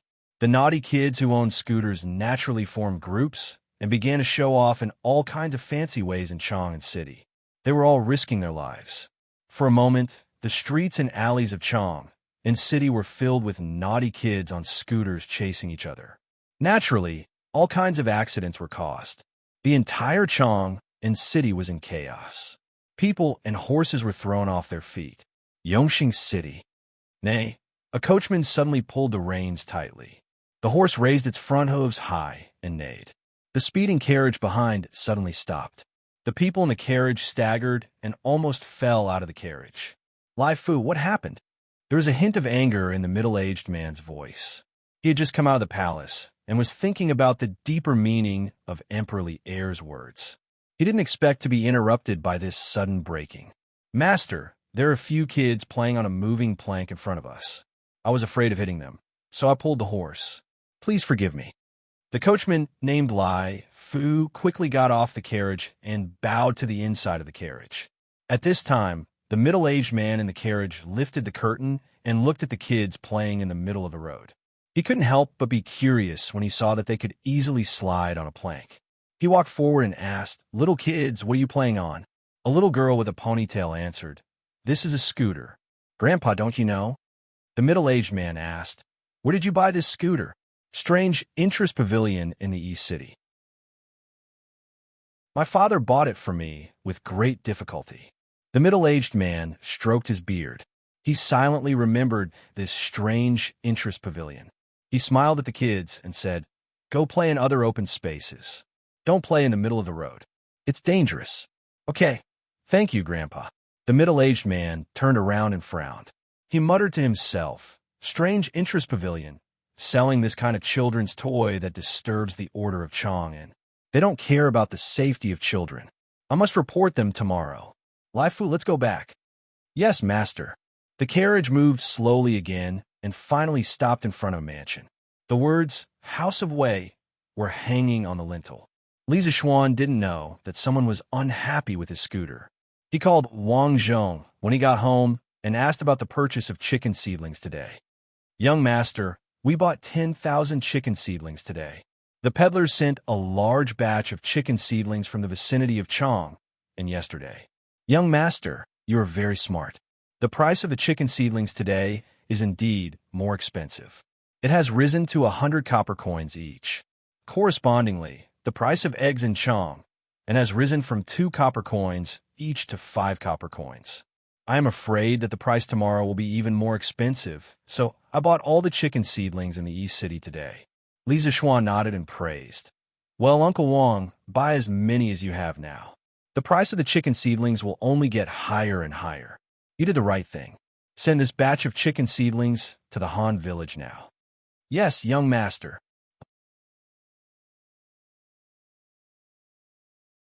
Chapter 84. Afternoon, Yin Manor. Yin Xiaoning was pacing in the front hall, anxiously waiting for something. Young master, master is back. A servant in green rushed in and shouted. That's great, my father is finally back. Yin Xiaoning walked out of the door quickly and arrived at the front courtyard. He saw Yin Lide had just entered the residence. Father, you're finally back. When he returned to Chang, and with Faubert this morning, he wanted to tell his father about the curved yuan plow. However, the old butler said that his father went to the morning court and had not returned yet. Yin Xiaoning could only wait anxiously. The curved yuan plow belonged to Chitsu Pavilion, and he had a share in Chitsu Pavilion. Thinking about it, the curved yuan plow must be related to him. He knew that the court was thinking of a solution for the people's spring plowing. Although Yin Xiaoning had some strange ideas in the past, they were just for fun. Now that the curved yuan plow was born, he could help his father. Thinking of this, Yin Xiaoning could not help but feel excited. Ning-er, you're looking for me? Yes, father. It's very important. Please follow me to the study. In the study. Ning-er, tell me, why are you looking for me? You look like you're in a hurry. After Yin Lide sat down, he asked curiously. Although this son of his wasn't like the other hedonistic sons who played cockfights, walked dogs, and loitered in brothels, he didn't do any proper work and spent all his time researching strange things. He really didn't know why his son was in such a hurry to find him today. Father, has the court been thinking of a solution for the spring plowing near Chang and recently? Yin Lide sighed. Yes. A few days ago, His Majesty was planning to bring in a batch of cattle from Bing province to Chang and to solve the urgent problem. However, there was an urgent report today that a group of bandits in Bing province had robbed the cattle prepared by the court. His Majesty was furious. However, the most important thing now was not to eliminate the bandits, but to solve the spring plowing problem for some farmers. After the morning court, His Majesty asked Minister Fong, Minister Wei, and me to stay behind to discuss this matter. That's why I only came back at this hour. Ning, when did you become interested in court matters? Yin Xiaoning smiled. Father, I already have a solution for the spring plowing problem. What? Ning, this is a serious matter. You can't joke about it. Yin Lide widened his eyes in disbelief. Yin Xiaoning saw that his father didn't believe him. So he told Yin Lide about the invention of the curved shaft plow and the effects he saw with his own eyes when he went to the Han family village today. After Yin Lide heard this, he stood up in shock and muttered to himself, A divine plow has descended. The heavens are truly protecting my great Tang. Father still underestimated Li Zishuan. Ning-er, you've helped the imperial court a lot this time. Father will report to His Majesty tomorrow and ask for a reward for you. The next day, at the first glimmer of dawn, there were already a dozen farmers in coarse linen clothes on the path outside Chang and City, rushing towards Chang and City. Oh, isn't this brother-in-law? Why are you so early today? A quick-witted young man saw that the person in front of him looked familiar and quickly sped up to catch up. When he realized that it was his brother-in-law, he greeted him. "Hey, so it's you, Xiaodong. I heard that the price of eggs in Chang and city has risen recently. Your sister asked me to get up early today and sell the eggs at home. Later, I could buy a new set of clothes for my son." The man carried a wicker basket and answered when he saw that it was his brother-in-law. The quick-witted young man was Han Xiaodong from the Han family manor. Today, his father had woken him up early in the morning and told him to go to the strange interest pavilion to buy a curved plow. A few years ago, his elder sister had married into the plum village. This man was his brother-in-law. His name was Mei Jun, but he was big and burly, not handsome at all. Usually, the two families had a good relationship, and they visited each other frequently. Well, I also heard about this. It said that eggs in Chang and city are sold for 5 coins each. Huh, my sister is still as smart as before. The man scratched his head embarrassedly. At this moment, he seemed to have thought of something and asked, "Xiaodong, why are you so early today?" Han Xiaodong was a little hesitant. He had seen the efficiency and flexibility of the curved shaft plow with his own eyes. Even if he was not educated, he knew that if everyone knew about the curved shaft plow, the Han family village would definitely not be able to buy it. However, his brother-in-law's family usually treated him very well. Han Xiaodong scratched his ears and cheeks. After hesitating for a long time, he finally made a decision and whispered, "Brother-in-law, come here. I want to tell you something. You must not tell anyone else, okay?" Mei Jun saw that his brother-in-law was speaking so mysteriously and could not help but be curious. He patted his chest and promised, "Xiaodong, who doesn't know that your brother-in-law is the most tight-lipped person in this area? You can rest assured." Han Xiaodong was speechless when he heard his brother-in-law bragging. At this moment, he remembered that his brother-in-law was nicknamed Big Mouth Mei. He could not help but regret it. However, since he had already said it, it was too late to make up another excuse. Han Xiaodong could only say, "Brother-in-law, you must not talk about what I told you. Otherwise, I will ask my sister to punish you by making you kneel on the washboard. I came to Chang'an today to buy a curved shaft plow at the Strange Taste Pavilion in the East Market. Let me tell you, this curved shaft plow is awesome. It can increase the speed of plowing by at least 3 times. Yesterday, my young master personally brought a batch of curved shaft plow to our village to do an experiment. The speed of plowing was witnessed by everyone in our village. My young master also said that the curved shaft plow will be sold at the Strange Taste Pavilion today for only 170 copper coins. Almost everyone in our village will come to buy it today. Now, other villages do not know about it yet. We will definitely be able to buy it. Brother-in-law, if you want to buy one, you can also buy one. However, you must not tell anyone else. Otherwise, if the people in our village know that I am the one who told others, they will beat me to death. You must not trick me." Mei Jun heard that the curved shaft plow was so awesome and could not help but drool. He secretly made up his mind that after selling all the eggs today, he must buy one. When he returned home, his wife would definitely praise him for being quick-witted. At this moment, when he heard his brother-in-law ask him to keep it secret, he quickly raised his hand and swore, "Xiaodong, don't worry. I will definitely not tell anyone about it to trick you. Thank you for telling me all this. Our family's land will not miss the spring plowing. Your sister and I did not dote on you for nothing." Han Xiaodong was still worried and reminded him again, "Yes, brother-in-law, you must remember not to tell anyone. Otherwise, my sister will punish you by making you kneel on the washboard." Han Xiaodong's thinking was a little simple. Which villager in the Han village did not have relatives in other villages? Even if he did not say it, many villagers would secretly inform their relatives.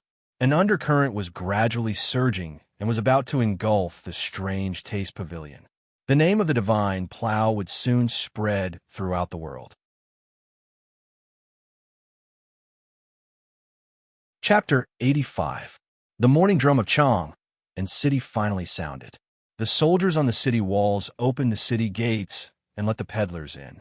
However, the general guarding Yangxingmen was surprised to see that most of the people entering the city were farmers in linen clothes. In the past, when the city gates opened, it was mostly peddlers from outside the city. He didn't expect so many farmers to come in today. Didn't the farmers need to plow in spring? After entering the city, The farmers went straight to the East Market. They asked around and finally found the Strange Interest Pavilion. The gate of the Strange Interest Pavilion was not open yet, but many farmers were lining up in front of the gate. So this is the Strange Interest Pavilion. It's the first time I've seen it. It's so cool. Old who also came today. His wife thought that it was more convenient and cost-effective to buy a curved plow than to rent one in the village, so she urged him to come and buy one. Hey, Old who, I heard from my daughter that the things in the Strange Interest Pavilion are very expensive. 2 days ago, they were selling something called a scooter. It's just a wooden board with a few small wheels under it. One scooter costs 400 coins. Oh, then we have to thank the young master.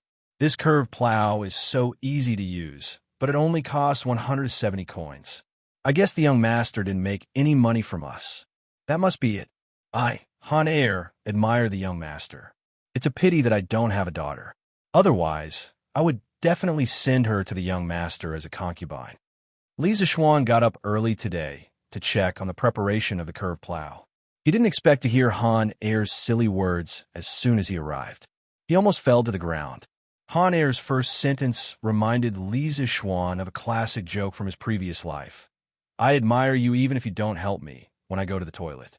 As for Han Air's last sentence, Li Zishuan automatically ignored it. Even if Han Air had a daughter, Li Zishuan wouldn't dare to have her. Hey, the young master is here. Greetings, young master. Old who saw Li Zishuan coming. He hurriedly greeted him. Young master. Greetings, young master. When the villagers heard Old Hu's words, they hurriedly greeted Li Zishuan warmly. They were grateful to this young master from the bottom of their hearts. Li Zishuan nodded to everyone and entered the Strange Interest Pavilion. Shopkeeper's son, how many curved plows did the workshop send today? After Li Zishuan entered the room and greeted Sun Huang, he went straight to the point. He had also read the report on the number of members that Sun Huayuan had submitted for the first day yesterday. He was very satisfied with Sun Huayuan's ability. Sun Huayuan no longer dared to belittle this 14-year-old youth in front of him. His performance yesterday was all in accordance with the business plan that Li Zishuan had given him. At this moment, he bowed and replied. Young master, the workshop sent 150 curved plows today. It is said that they have recruited nearly 40 craftsmen. The production speed of the curved plows will only get faster and faster. Li Zishuan nodded his head. 150 was more or less enough. The Han family village only had a total of about 200 households, so it was impossible for every household to buy a curved shaft plow. The number of curved shaft plows today should be enough to supply the Han family village's households. Coincidentally, the other villages had not received the news today, so no one would fight with the Han family village. Li Zishuan was not a saint. If there were benefits, he would give them to his villagers first. Hey, father, didn't you say that the Strange Interest Pavilion would not be selling scooters today? Why are there so many people queuing up today? A father and daughter walked past the Strange Interest Pavilion. The little girl saw the long queue in front of the pavilion and stopped to ask her father. Yesterday, the shopkeeper did say that they would not be selling scooters for the next few days. Yuan, let's go and ask your father. The father and daughter pair found a burly man with a rough appearance. Brother, the Strange Interest Pavilion is not selling scooters today. Why are you queuing up here? Old who woke up before the sun rose. He was standing in the queue and was about to fall asleep when he heard someone talking to him. He opened his eyes and looked at the person in front of him. The person was well-dressed and had a polite attitude. Old who bowed and said, Brother, we are not here to buy scooters today. We can't afford those things. Then what are you here to buy? Old who looked around and whispered, We are here to buy plows. Judging from your attire, you are definitely not a villager. Let's leave quickly. Mei Jun hurriedly sold the eggs in the East Market and was about to go to the Strange Interest Pavilion to buy the curved plows. Hey, isn't this big mouth, Mei? You sold out so quickly. Are you going home? At this time, a skinny old man came over with a basket of eggs. He seemed to be here to sell eggs as well. Hey, Second Master Lu, why are you here to sell eggs personally today? I just finished selling my eggs and was about to go to the Strange Interest Pavilion to buy something. It just so happens that you are here in my stall. Mei Jun saw the man and quickly greeted him with a smile. The man in front of him was quite prestigious in the Plum Village. "Brat, what can you buy at that place? You are spending money recklessly. Be careful that your wife will beat you when you go back." Second Master Lu chuckled as he placed his eggs on Mei Jun's stall. "No way." Mei Jun curled his lips. At this time, he looked around and sneakily leaned over and whispered, "Second Master Lu, the thing I want to buy today is very powerful. I only told you because you are tight-lipped. Please don't tell anyone. I'm telling you." "Okay, Second Master Lu, I have to go quickly. Otherwise, I won't be able to buy it." Mei Jun said a lot of things. Seeing that it was almost noon, he knew he was in trouble and hurriedly said goodbye. "Wait, I will go with you." Second Master Lu agilely picked up the eggs and followed him. At the strange interest pavilion, more than 100 curved plows were quickly sold. There were only 40 left. At this time, Mei Jun and Second Master Lu finally arrived and hurriedly lined up. Of course, Mei Jun's situation was not an exception. After a while, another 20 to 30 villagers came and lined up. Li Zixuan looked at these people and saw that they did not seem to be from the Han village. He could not help but frown slightly. He did not know how these people knew about the curved plows, but he could not say anything about the situation. Since he was open for business, there was no reason to be picky. In fact, these people's situation was similar to Mei Jun and Second Master Lu's. They were all secretly told by their relatives in the Han village. Some people were like Mei Jun and did not know how to keep their mouths shut. Thus, more and more people knew about the curved plows. Li Zixuan silently estimated that there were about 50 to 60 people outside the Han family manor. From the looks of it, there were still some Han family manor's villagers who would not be able to snatch the Tiyuan plow today. He could not help but feel that it was a pity. But he did not know that at this moment, a storm was sweeping over the imperial court with him as the center.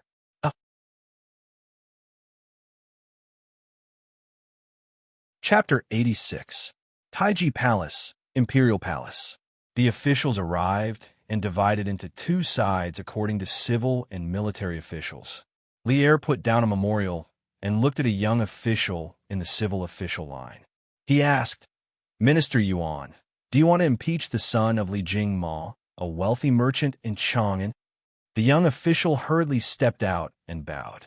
"Your Majesty, I do want to impeach Li Zixuan, the son of Li Jingma. According to the East Market Bureau, this person has been buying chicken seedlings in Chang, and for the past 2 days. Not only has the price of chicken seedlings skyrocketed, but the price of eggs has also more than doubled. This person has disrupted the market and driven up prices. I implore your Majesty to punish him severely." This person was the Taifu Temple's Vice Minister Yuan Wendao. The Taifu Temple was one of the 9 temples of the Tang Dynasty's central government. The chief minister of the Taifu Temple was a secondary 3rd-rank official. The vice minister of the Taifu Temple was a secondary 4th-rank official. Taifu Temple was in charge of the country's finances and government decrees. It was in charge of the officials in the 4 cities of Jingdu, Pingzhuan, Zuozang, and Chongping. In addition to managing the country's finances and treasury, it directly led the 4 cities of Jingdu and Pingzhuan in the market management.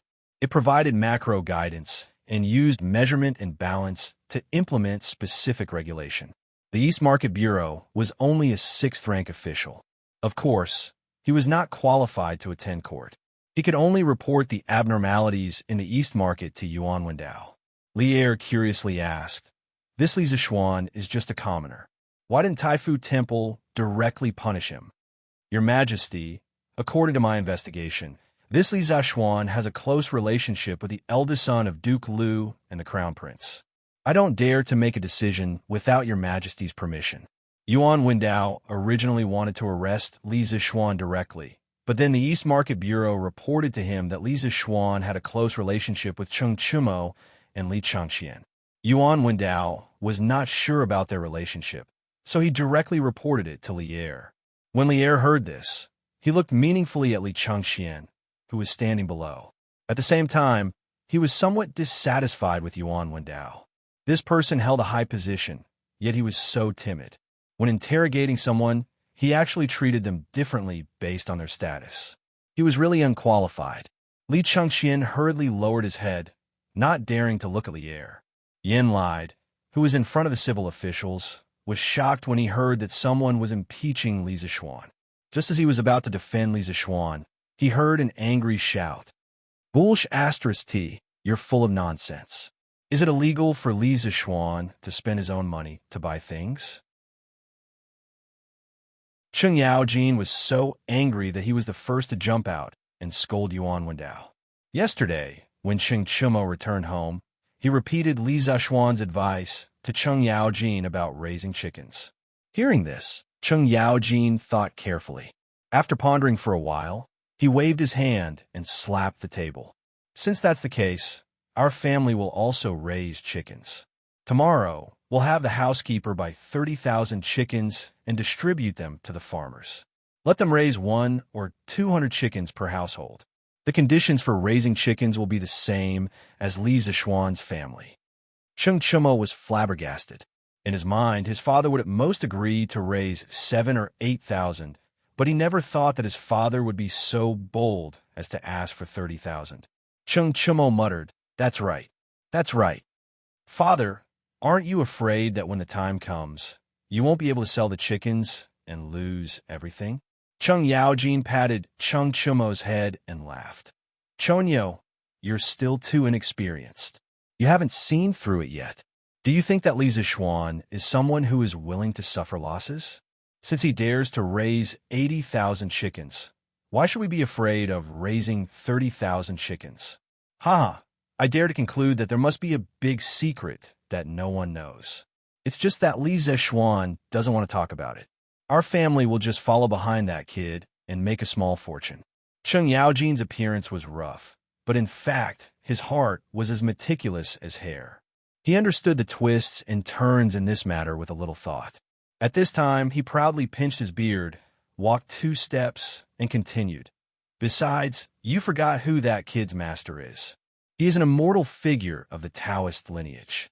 Li Zishuan's unreasonable actions this time may be a heavenly secret revealed to him by Taoist priest Spirit Void when he was alive. Alas, if it weren't for the fact that our family isn't as rich as that kid, I also want to buy 80,000 chickens. Haha, this kid is a little interesting. After listening to Cheng Yaojin's analysis, Cheng Chumo couldn't help but admire his father. The older the ginger, the spicier it is. In the imperial court, Yuan Wendao's face was tragically sprayed by Cheng Yaojin's spittle, and his ears were buzzing because of Cheng Yaojin's loud roar. He wiped his face and angrily said, High Duke Liu, how can you deliberately cover up for Li Zishuan just because he has a good relationship with your son? Li Zishuan drove up prices and affected the people's livelihood. The evidence is conclusive. High Duke Liu, do you want to bend the law for personal gain? Cheng Yaojin was extremely angry. According to Yuan Wendao's words, his family also bought a large number of chickens today. Wasn't that also breaking the law? Cheng Yaojin was too lazy to argue with him. He directly hit Yuan Wendao's nose with his uppercut. I'm your mother. You're a villain who is twisting words and forcing logic. I'm not afraid to tell you that my Cheng family also went to the East Market to buy tens of thousands of chickens today. Are you also going to punish me for my crime? Yuan Wendao was just a weak scholar. How could he withstand Cheng Yaojin's big fist? He was directly hit by this punch and flew far away. His nose was bleeding and he almost fainted.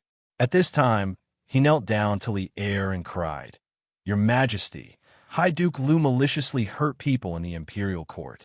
He also intended to protect the suspect. Your Majesty, please punish him. Cheng Yaojin was furious and wanted to come up and beat him again. Qin Xiong, who was standing next to him, quickly came over and stopped him. Jijia, you're not allowed to be presumptuous in the imperial court. Qin Shubao's old injury in the past 2 years was acting up. His legs and feet were not very good. Cheng Yaojin did not dare to struggle. Only then did he calm down and looked at Li Er pitifully. Your Majesty, I was rude in front of you just now. Your Majesty, please forgive me. Li Er was angered by this reckless guy. Cheng Jijia, Why didn't you think of asking me to forgive you when you hit people before? In the imperial court, you actually hit a minister. It's really outrageous. Qin Shu Bao quickly bowed and begged for mercy. Jijia was just confused for a moment. Your Majesty, please forgive me. Niu Jinda, Yu Qigong, and the other generals of the army also pleaded for mercy for Cheng Yaojin. Although Lier had a good relationship with Cheng Yaojin, Qin Shu Bao, and the other old generals in private, he could not disappoint the other ministers.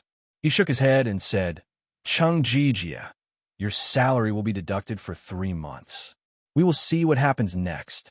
Well, he had taken out so much money to buy chicken seedlings. Now his salary was gone. It seemed that he would have to tighten his belt in the future.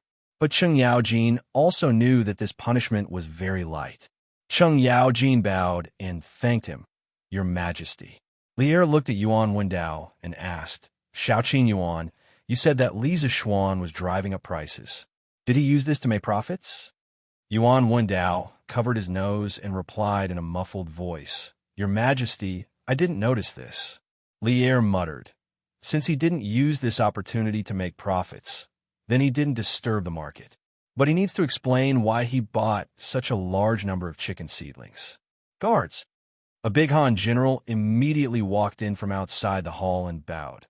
This general is here, Li Er ordered. Go to Yongla Lane and bring Li Zishuan here. Yes. Although the big Han general did not know Li Zishuan, he still bowed and hurried out to find Li Zishuan. Chapter 87. Chang'an City, East Market. As the last curved plow was sold, there was a commotion outside the Strange Taste Pavilion. That's it? I haven't bought it yet. Who asked you to come so late? Nyota Hai. You should have come earlier. Those who came early today have already bought the curved plow. I guess old Nyo woke up late because he was sleeping with his wife at home. Huh. A man beside him said in a wretched manner. Nyota Hai's face turned red. He pushed the man and said angrily, Bullsh asterisk T. I went to sell eggs just now. I thought only people from our village would buy the curved plow, so I didn't rush to buy it. But now it seems that many people here are from other villages. How did they know about young master's curved plow? Sai, I'm also puzzled. I saw a few people from Plum Village and Liujia Village just now. I asked them where they got the news from, but they didn't want to tell me. It must have been someone from our village who leaked it out. What a traitor. If I, Old Ox, knew who leaked it out, I would definitely beat him up. Nyodahai waved his fists and said angrily. At the side, Han Xiaodong shrank his neck and quickly slipped away with his tail between his legs. Get out of the way, get out of the way. At this time, a burly general in full armor and a group of soldiers squeezed into the crowd. Beside the general was a servant. Young master, His Majesty sent someone to bring you into the palace. San Bao shouted as she entered the Strange Taste Pavilion. Today, the young general brought people to the Li Mansion to find Li Zishuan. Li Jingma and Mrs. Li were shocked. They quickly asked the general if their son had caused any trouble. The general shook his head and explained, His Majesty didn't punish him. His Majesty is not here to condemn anyone. He just has something to ask of your son. Would Master Li please ask your son to come out and follow me into the palace? Li Jingma and Mrs. Li were relieved. They let San Bao bring them to the Strange Taste Pavilion. Li Zishuan was chatting with Sun Huayuan in the Strange Taste Pavilion. He found that Sun Huayuan's style of conversation was quite good. He wanted to chat with him. At this moment, he heard San Bao shouting outside that Li Zishuan wanted him to enter the palace. Li Zishuan subconsciously clamped his legs together to protect his balls. He did not want to enter the palace and become a eunuch. Sun Huayuan was quite knowledgeable. He looked at Li Zishuan and said, Young master, it should be someone from the palace. You'd better go out and have a look. Li Zishuan had no choice but to walk out of the Strange Interest Pavilion. Along the way, he glared at San Bao, who didn't know how to speak. Are you Li Zishuan, young Master Li? The young general stepped forward and asked. Li Zishuan saw that this man was tall and burly. His posture was tall and straight, and his lower body was steady. He had an imposing appearance. He was dressed in Mingguang armor. When the sun shone on him, He almost blinded Li Zixuan's titanium alloy eyes. This man's kung fu was probably not weak. Li Zixuan quickly cupped his hands and said, "That's me. How should I address you, General?" "I am Mao. Since you are Li Zixuan, please follow me to the palace to have an audience with His Majesty." Mao? Li Zixuan was a little familiar with this name, but he couldn't recall it. However, people with the surname Dugu were usually more powerful. Therefore, he learned from the TV dramas in his previous life. He quickly took out a golden biscuit from his sleeve and stuffed it into Mao's hand. He smiled and said, "General Dugu, may I ask why His Majesty is looking for me?" Mao's expression changed. He quickly returned the golden biscuit and said coldly, "Don't ask too much. Follow me to the palace." All right. It seemed like this man wasn't greedy. Li Zixuan had no choice but to follow Mao to the palace with a worried heart. At this moment, a loud shout was heard. "Hold on, General. What crime did our young master commit? Why are you arresting him?"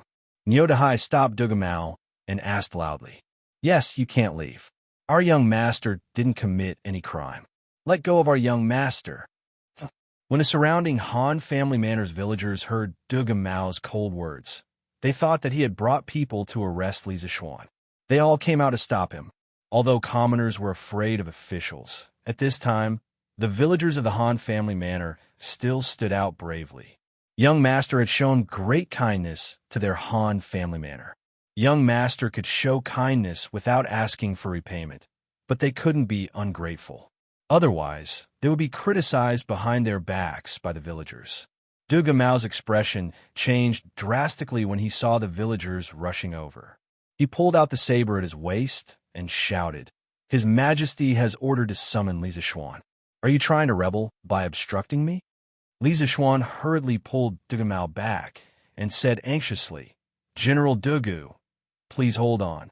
General Dugu, please wait. These villagers don't have that intention. Please allow me to speak with them." Li Zixuan was truly moved by the villagers' actions. In this feudal era where imperial power reigned supreme, they dared to stand up for him.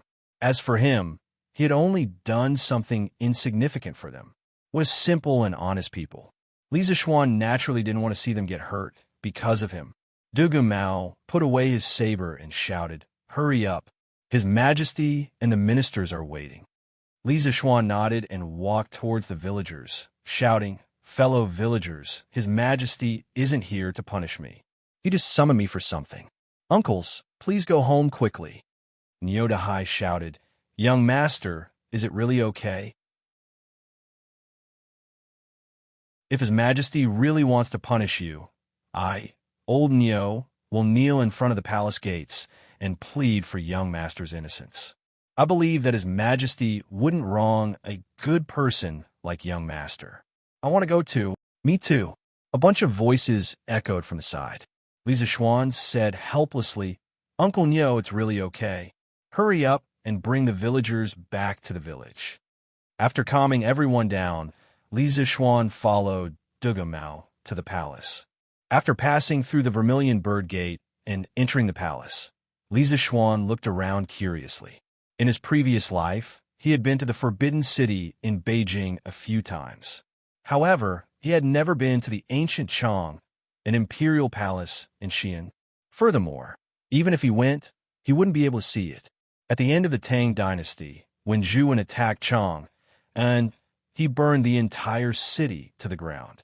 Although the later generations repaired it, it was definitely impossible to restore it to its original state. As such, it was really not easy for Li Zixuan to see the original Tang Dynasty imperial palace. Although Li Zixuan didn't know why Li Er had called him here, it was useless to worry about such things. It was better to look at the scenery of the palace. Furthermore, if Li Er really wanted to find trouble with him, the person who came would definitely not be Mao, but the officials from the Supreme Court. After a while, Mao brought Li Zixuan to the outside of Taiji Palace. Taiji Palace was built on top of 36 stone steps. Standing at the bottom of the steps, one could only see the upturned eaves. The auspicious beasts on the eaves, Xieji and Xieji, looked majestic under the faint sunlight. The pointed eave that almost pierced through the clear sky were undoubtedly the embodiment of the supreme imperial power. Wait here for a while. I will go in to report. When you go in later, pay attention to your etiquette. Don't forget what I just taught you. Dugu Mao instructed. Thank you, General Dugu. I will pay attention. Li Zishuan cupped his hands in thanks. Along the way, other than teaching Li Zishuan about the palace etiquette, Dugu Mao didn't say anything else. Li Zishuan felt that Dugu Mao was angry about the matter of the golden pancake. In his heart, he thought that he was indeed too rash. Not everyone loved money. The television dramas in his previous life had killed people. Dugu Mao nodded and went in to report. A quarter of an hour ago, in Taiji Palace. Lier saw Dugu Mao leaving and looked at Cheng Yaojin. He asked with deep meaning, Jijia, if I remember correctly, didn't you just say that your family is also preparing to buy tens of thousands of chicken seedlings? Cheng Yaojin stepped forward and answered, Your Majesty, I am indeed planning to buy tens of thousands of chicken seedlings. Lier smiled and asked curiously, Oh, Jijia, why are you and Li Zishuan buying so many chicken seedlings? Qin Shu Bao, Niu Jinda, and the other generals also looked at Cheng Yaojin curiously. Cheng Yaojin scratched his head and pretended to be ignorant. Your Majesty, I saw that my family's farmers were poor, so I gave them chicken seedlings for free and asked them to help raise the chickens. The eggs that they usually lay could be used to supplement their household expenses.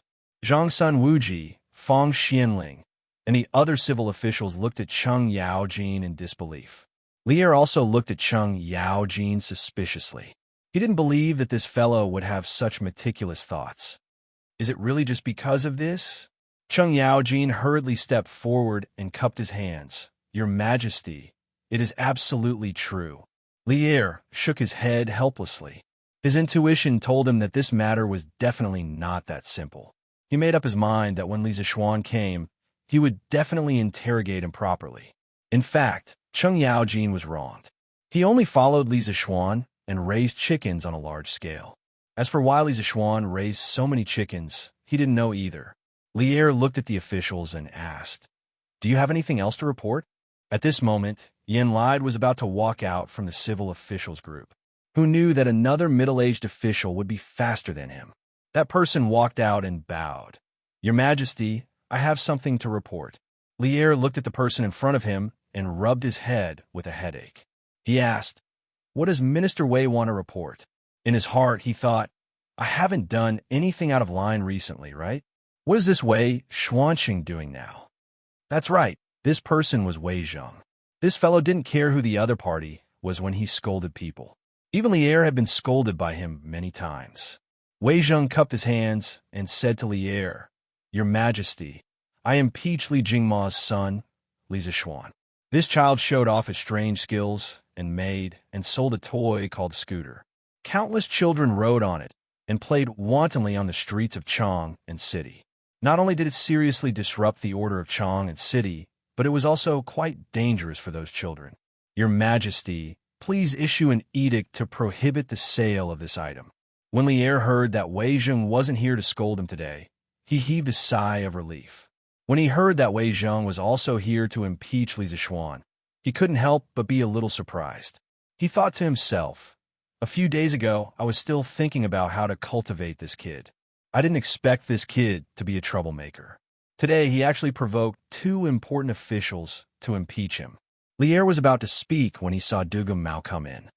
Your Majesty, Li Zishuan has been brought here. He is waiting outside the hall. Dugu Mao bowed to Lier and said. Lier nodded and said, Let him in. Then he looked at Wei Zheng and said with a smile, Just in time, this kid is here. Minister Wei, let's see how he explains it. Lier was also looking forward to it. He had read a lot of information about Li Zishuan. In this hall, he was probably the one who understood Li Zishuan the most. Today, he was finally going to see the real person. He wanted to see how this kid was like. However, even he didn't expect to see Li Zishuan under such circumstances.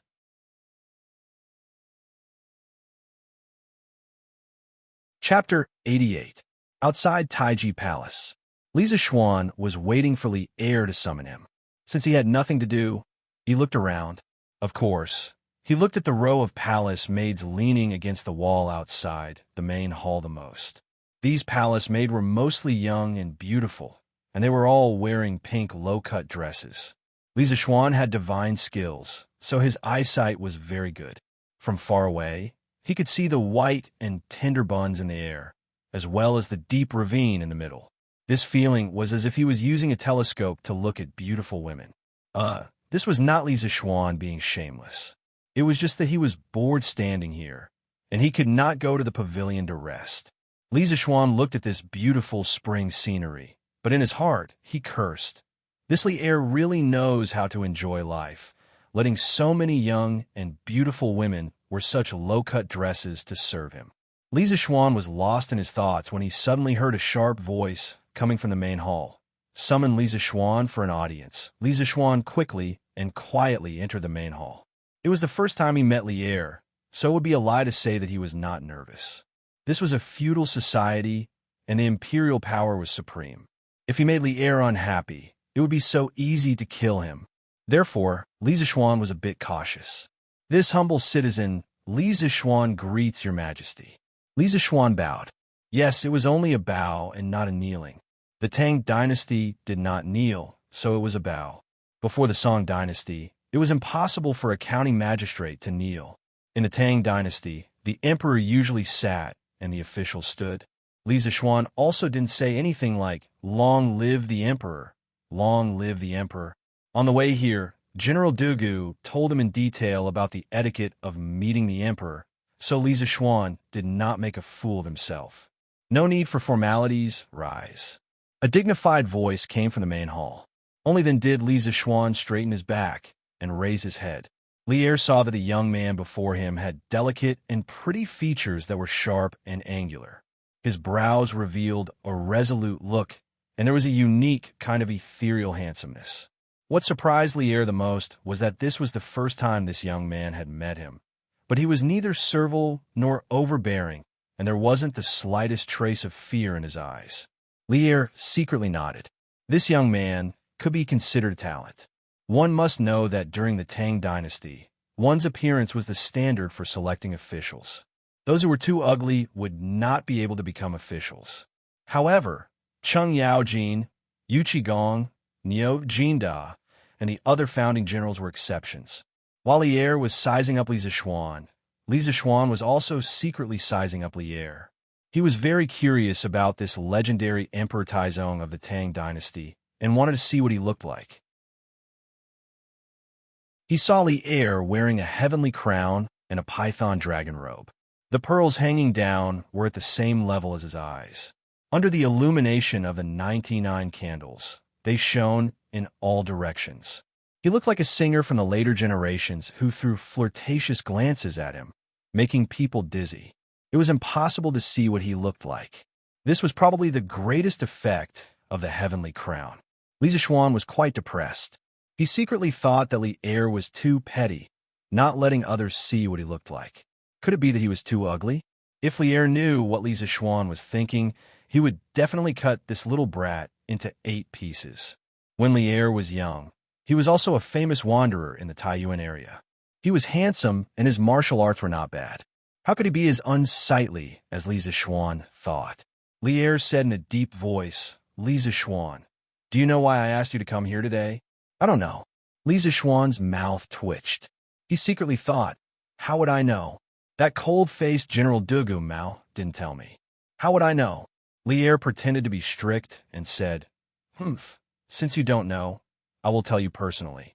Just now, Minister Yuan of the Taifu Temple accused you of wantonly buying chicken seedlings, causing the price of chicken seedlings and eggs to skyrocket in Chang'an. You were driving up prices, disrupting the market, and affecting the people's livelihood. This is the first crime. In addition, Minister Wei accused you of showing off your skills and selling scooters. This scooter disrupts the order of Chang and affects the safety of children. This is the second crime. Li Zishuan, do you have anything to say?" Li Zishuan was shocked. He really didn't expect that the minister would make an issue out of these two matters. He thought quickly. After a moment, he stepped forward and bowed to Li Er. "Your Majesty, I have something to say. Lier nodded and said, say it. At this time, Li Zishuan cupped his hands and asked the minister next to him, may I ask which one is Minister Yuan? At this time, Cheng Yaojin pointed to Yuan Wendao, whose face was covered with blood, and said with a smile, this is Minister Yuan. Li Zishuan glanced at Cheng Yaojin. Cheng Yaojin nodded at him meaningfully, making him feel at ease. Yuan Wendao stood up and said, I am the minister of the Taifu Temple. What do you want? Li Zishuan smiled and said, Minister Yuan accused me of driving up prices. I have something to say. I need chicken seedlings, but the quantity is a bit large. I use my own money to buy what I need in the East Market. Minister Yuan, which law of the Tang Empire did I violate? Is there a law in the Tang Empire that the people can't buy chicken seedlings wantonly? Yuan Wendao quibbled. You are hoarding, driving up prices, and disrupting the market. You have raised the price of chicken seedlings and eggs so high. How can ordinary people afford it? Li Zishuan walked to Yuan Wendao, looked into his eyes, and said, Minister Yuan, chicken seedlings are not like grain and fodder. They are strategic materials. How can you say that they are hoarding? The so-called market is just supply and demand. The supply is less than the demand, so the price will naturally rise. Do you think that when I need something, I have to consider whether it will cause the price to rise after I buy it? If so, what is the benefit of this market to the people? What's more, Minister Yuan, you only see the price of chicken seedlings and eggs rising. The people can't afford eggs. But why don't you see that because of the rising price of chicken seedlings and eggs, there are tens of thousands of farmers near Chang who make extra profits by selling their own eggs? The world is full of profit. Where the supply is less than the demand, the market will naturally balance the supply and demand through the mutual circulation of goods in different areas. The market has its own regulation ability. If people forcibly intervene, it will only produce the opposite effect and make the market lose its vitality. Good, well said. Although Cheng Yaojin didn't understand these market theories, he felt that Li Zishuan was very good at what he said. After hearing Li Zishuan's words, Fang Xianling was quite surprised. At this time, he stood up and bowed to Li Zishuan. Your Majesty, Li Zishuan's words are rather reasonable, and this old subject also feels that it is time to reflect on the market management system of my great Tang. Li Zishuan looked at Fang Xianling gratefully. Although he didn't know the official in front of him, he was able to see the limitations of the current market system. Li Zishuan was grateful and admired him. The market in the Tang Dynasty, as a commodity trading place, could not spontaneously form because of the certain development of the commodity economy in a certain place. It was also not a natural product or inevitable result of economic development. In the Tang Dynasty, the right to set up and abolish the market was clearly owned by the government. This market system, which was completely dominated by the government, was certainly not conducive to the development of the market. It would only make the market gradually lose its vitality. Lier didn't expect Li Zishuan to be so reasonable. What was even more unexpected was that Fang Xianling would stand up for him. This old subordinate of his was well-read in the classics and history. He was far-sighted and had extremely high standards. He didn't expect him to agree with Li Zishuan's words. Today, Lier just called Li Zishuan over to see him. He didn't mean to punish him, but he didn't expect to be surprised. He nodded to Fang Xianling thoughtfully and said, Fang Xianling, let's talk about this later. Then he looked at Li Zishuan and said, in this case, I won't pursue the crime of driving up prices and disturbing the market. But I have to ask, why did you buy so many chicken seedlings? Hearing Li Zishuan's question, Cheng Yaojin also pricked up his ears to listen to what Li Zishuan would say. He was also very curious. Li Zishuan's heart skipped a beat. The question he didn't want to answer the most had come.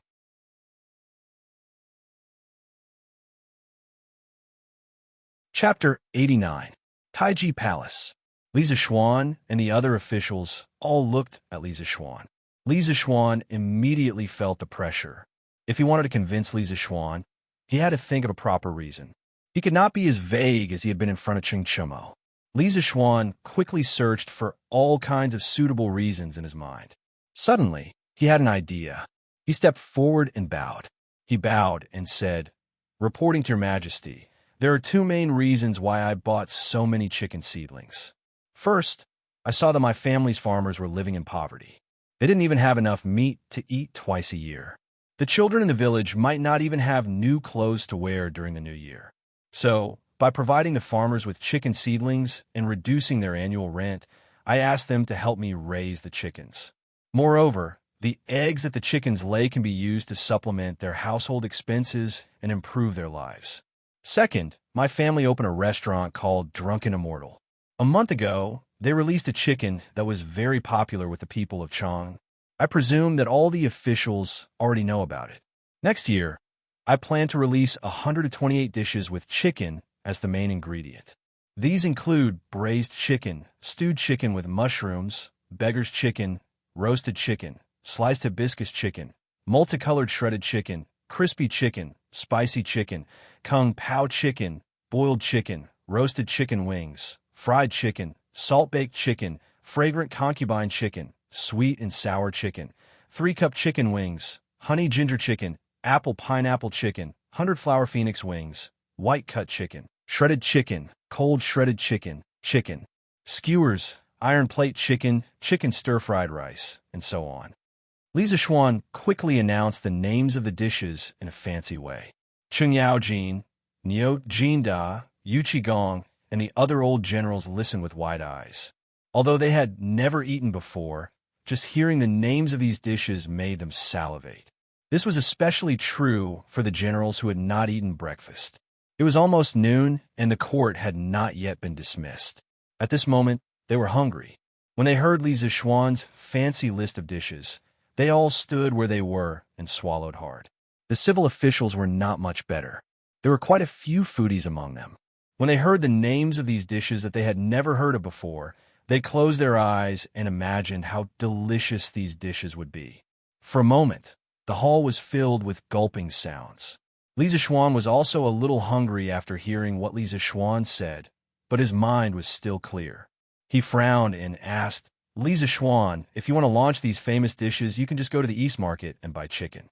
Why do you have to go through so much trouble and raise chickens yourself?" Li Zishuan was already prepared.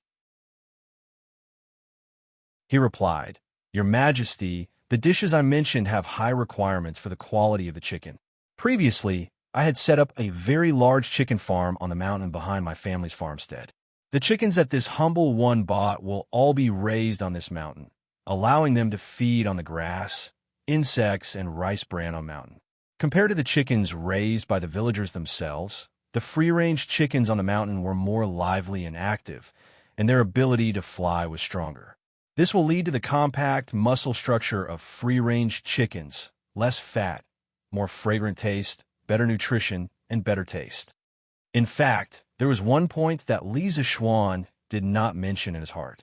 The free-range chickens could fly better, and their efficiency in catching locusts would naturally be higher. Li Zishuan had never raised chickens before. He was stunned by Li Zishuan's theory. In the end, he asked suspiciously, "Are free-range chickens really as good as you say?" Li Zishuan was still confident about this. He nodded and said, "Your Majesty, it's absolutely true." Cheng Yaojin swallowed his saliva and stepped forward to help. "Your Majesty, I can testify about this. When I was still in Wagong village, I caught a few chickens that escaped from the villagers in the mountains. Those chicken wings were obviously longer, and the taste of the chicken was better." Lier nodded and said, "Well, Li Zishuan, you have passed the first test. How do you explain Minister Wei's impeachment of you?" Li Zishuan first heard about Wei Zheng from Han Yushi. He heard that he liked wine and was a master winemaker. On the other hand, there were many stories about Wei Zheng and Lier. In the end, Wei Zheng became a famous minister and was ranked in the Lingyan Pavilion. Li Zishuan did not expect that the first time he met Wei Zheng, he would be scolded by the Tang Dynasty's biggest troll. He turned around gloomily and looked at the civil officials, wanting to ask which one was Wei Zheng. "No need to ask. I am Wei Zheng. What I said about the impeachment is true. What do you have to say?" Wei Zheng saw Li Zishuan looking at the civil officials again and knew that he was looking for him. He did not wait for Li Zishuan to ask and directly walked out. As the Tang Dynasty's #1 troll, When had he ever been afraid of anyone? Li Zishuan bowed respectfully. This junior greets Left Deputy Wei. This junior has a question. I wonder if Left Deputy Wei can answer this junior's question. What question? There's a blacksmith shop, and the kitchen knives they make are especially sharp. The world isn't peaceful, and many outlaws use this shop's kitchen knives to kill people and rob them. May I ask Left Prime Minister Wei, should the authorities punish the criminal or the blacksmith? Li Zishuan told Wei Zheng a story about whether it was a crime to kill or sell a knife. Wei Zheng said, of course, the murderer should be punished. Before he finished, he realized that something was wrong. Li Zishuan did not give him a chance to change his words. He smiled and said, Minister Wei, you are right. The same logic applies to the scooter. Why would Minister Wei punish me? Children playing with scooters may be dangerous and may disturb the order in the city. But Minister Wei should not set the relevant laws and limit the places where scooters can be used. Why would you find trouble with me? Wei Zheng was speechless. He could not think of a good excuse to refute. This kid is interesting. Zhang Sun Wuji had an inexplicable smile. He bowed to Li Zishuan and said, Your Majesty, I think Li Zishuan's words are reasonable. The curious pavilion should not be guilty. I agree. In an instant, the ministers in Zhang Sun Wuji's camp all agreed. The curious pavilion had 30% of the crown prince's shares. Li Chengxian had mentioned it to Zhang Sun Wuji many times. Currently, Zhang Sun Wuji was the most resolute supporter of the crown prince. Although the curious pavilion had nothing to do with the crown prince's foundation, if Wei Zheng's intention was to seal the curious pavilion, it would more or less damage the crown prince's reputation. Of course, Zhang Sun Wuji would definitely not be the vanguard. He only needed to deal the final blow when the situation was clear. Li Zishuan nodded. He didn't put these small matters to heart. He brought them out to give Wei Zheng some face and prevent himself from being implicated. He didn't expect Li Zishuan to be able to turn the situation around. This kid was rather quick-witted. Of course, seeing Wei Zheng being defeated, Li Zishuan was secretly happy. He held back his laughter and said, Since that is the case, Li Zishuan is not guilty. Li Zishuan quickly bowed and thanked him. Thank you, Your Majesty.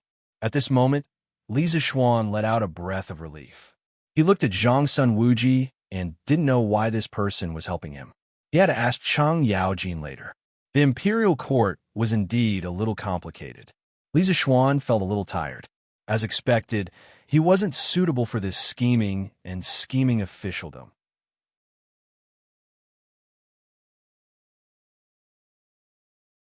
Chapter 90. The situation in the imperial court had suddenly changed. Li Zishuan, who was originally charged with 2 crimes, actually managed to resolve the dangerous situation with just a few words, allowing him to escape danger. This quick-wittedness and calmness did not seem like a brat who had just entered the imperial court for the first time. Cheng Yaojin, Qin Shubao, Niu Jinda, and the others all looked at Li Zishuan with admiration. Li Er felt that everything should be fine now, so he asked, Does anyone else have anything else to report? Unexpectedly, someone actually stood up at this time. It was Yenlide. Yenlide's mood today was really full of twists and turns. He had originally planned to ask for credit for Li Zishuan at the beginning of the imperial court. Who knew that Li Zishuan would be impeached one after another? He could not understand. Li Zishuan was just a commoner. Why would the big shots in the imperial court have the time to impeach him? In the middle, he had thought of helping, but he had been obsessed with craftsmanship and architecture all his life. He was not good at scheming. What surprised him was that Li Zishuan had managed to turn the situation around by himself. Seeing that the situation was settled, he hurriedly stepped forward and said, Your Majesty, this old subject has something to report. Li Er was just about to ask a casual question and then prepare to dismiss the imperial court. Today's imperial court had been going on for a long time. He did not expect Yenlide to have something to report. Li Er pulled himself together and asked, What is it, Yenlide? Your Majesty, this old subject wants to ask for credit for Li Zishuan. Oh, Li Er was energized. Today's imperial court had been very interesting. Li Zishuan, a commoner, had almost become the main character of this imperial court. Yin lied.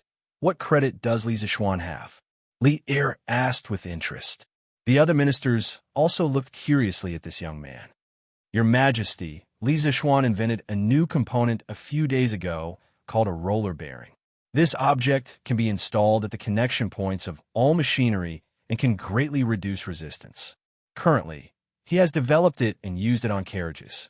Compared to the carriages with traditional bearings, this new type of carriage was more agile and had less resistance. After testing by the craftsmen who will supervise the construction under the same amount of animal power, the new type of carriage can carry more than 80% of the goods. It is extremely beneficial for transporting provisions when two armies are at war. Oh, is there such a thing? Li Er stood up excitedly. He had fought in wars for more than 10 years and knew the importance of efficiency. Replying to Imperial Father, there is indeed such a matter. When I first partnered with Li Zixuan to establish the Strange Interest Pavilion, he had already proposed the concept of roller bearings, and it was also approved by Minister Yan's son, Yin Xiaoning. At this moment, Li Chengxian jumped out to support his good friend. Li Er looked at Li Zixuan and then looked at Li Zixuan. He laughed and said, Good, good, good. Li Zixuan, we didn't think that you would be so talented at such a young age. You should be rewarded. Yin Lai continued. Your Majesty, I'm not done yet. 3 days ago, Li Zixuan invented a new type of plow called the curved shaft plow and produced a batch yesterday. Not only does this plow save more energy, it is also more agile. After testing it yesterday, it has been proven that the curved shaft plow is at least 3 times faster than the long shaft plow we used before. I believe that the Imperial Court should promote the curved shaft plow to solve the problem of the lack of cattle in Tang. Emperor Li Er, who had always been calm, could not remain calm at this moment.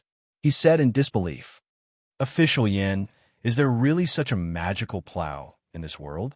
Yin Lai bowed and said, Your Majesty, I am willing to guarantee with my life that this is absolutely true. Cheng Yaojin also stepped forward and said, Your Majesty, I can also guarantee. Yesterday, my family Shonyo also went with Li Zixuan to the farmstead. He also saw it with his own eyes. This curved shaft plow is indeed faster and saves more energy. Even a man with slightly more strength can pull it. Hiss, as soon as Cheng Yaojin finished speaking, the officials in the imperial court immediately became excited and all of them gasped. Previously, Yin Lai had said so much, but many of them did not have a direct understanding of the curved shaft plow. Now that Cheng Yaojin said that people could actually pull the plow to plow the land, they were instantly shocked. To them, pulling pears to plow the land was simply a fantasy.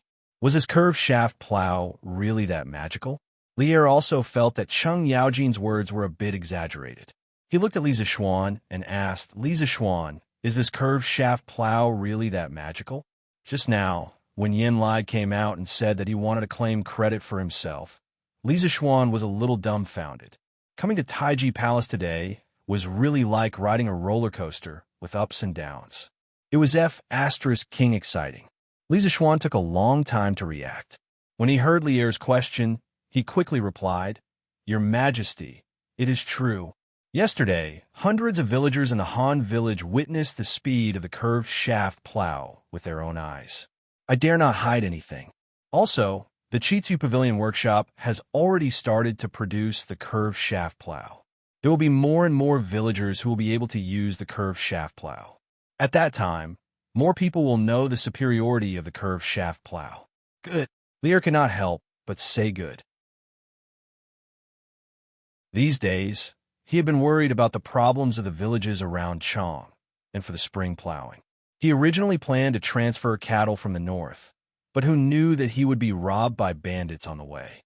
When he received the news, Li Er was so angry that his nose was crooked. However, he did not have the time to deal with the bandits because the spring plowing period was almost over. He had to hurry and transfer cattle from other places. These days, Li Er was really sullen. Now that Li Zixuan had invented the more efficient curved shaft plow, all these problems were solved. Moreover, this thing could be regarded as a divine tool that benefited the country and the people. It was really too important. Li Er, who had been sullen for a few days, could finally breathe a sigh of relief. Can this curved shaft plow be mass-produced? Lear was not overly excited. He knew that time was tight. The villagers were anxious for the spring plowing. Lisa Schwan replied, "Your Majesty, the structure of the curved shaft plow is not complicated. My workshop can make 100 or 200 of them in a day. However, the villagers are anxious for the spring plowing. My personal ability is limited and cannot satisfy the needs of all the villagers in a short time. I am willing to give the blueprint of the curved shaft plow to the imperial court and let them make it. This way, the villagers will not miss the spring plowing as soon as possible." Firstly, the curved shaft plow did not make much money. Secondly, Lisa Schwan did not have the ability to produce a large number of curved shaft plows at once. It would delay the spring plowing of many villagers. It seemed that it was better to give it to the imperial court. Lear laughed and said, "You are quite righteous." "Not bad, not bad." Yin lied. "This matter will be handed over to your Ministry of Works. During this time, order all the craftsmen to work overtime and rush out a batch of curved shaft plow." Yin lied quickly cupped his hands and said, "Yes, Your Majesty. I will personally supervise." That would be best, but I will have to trouble you."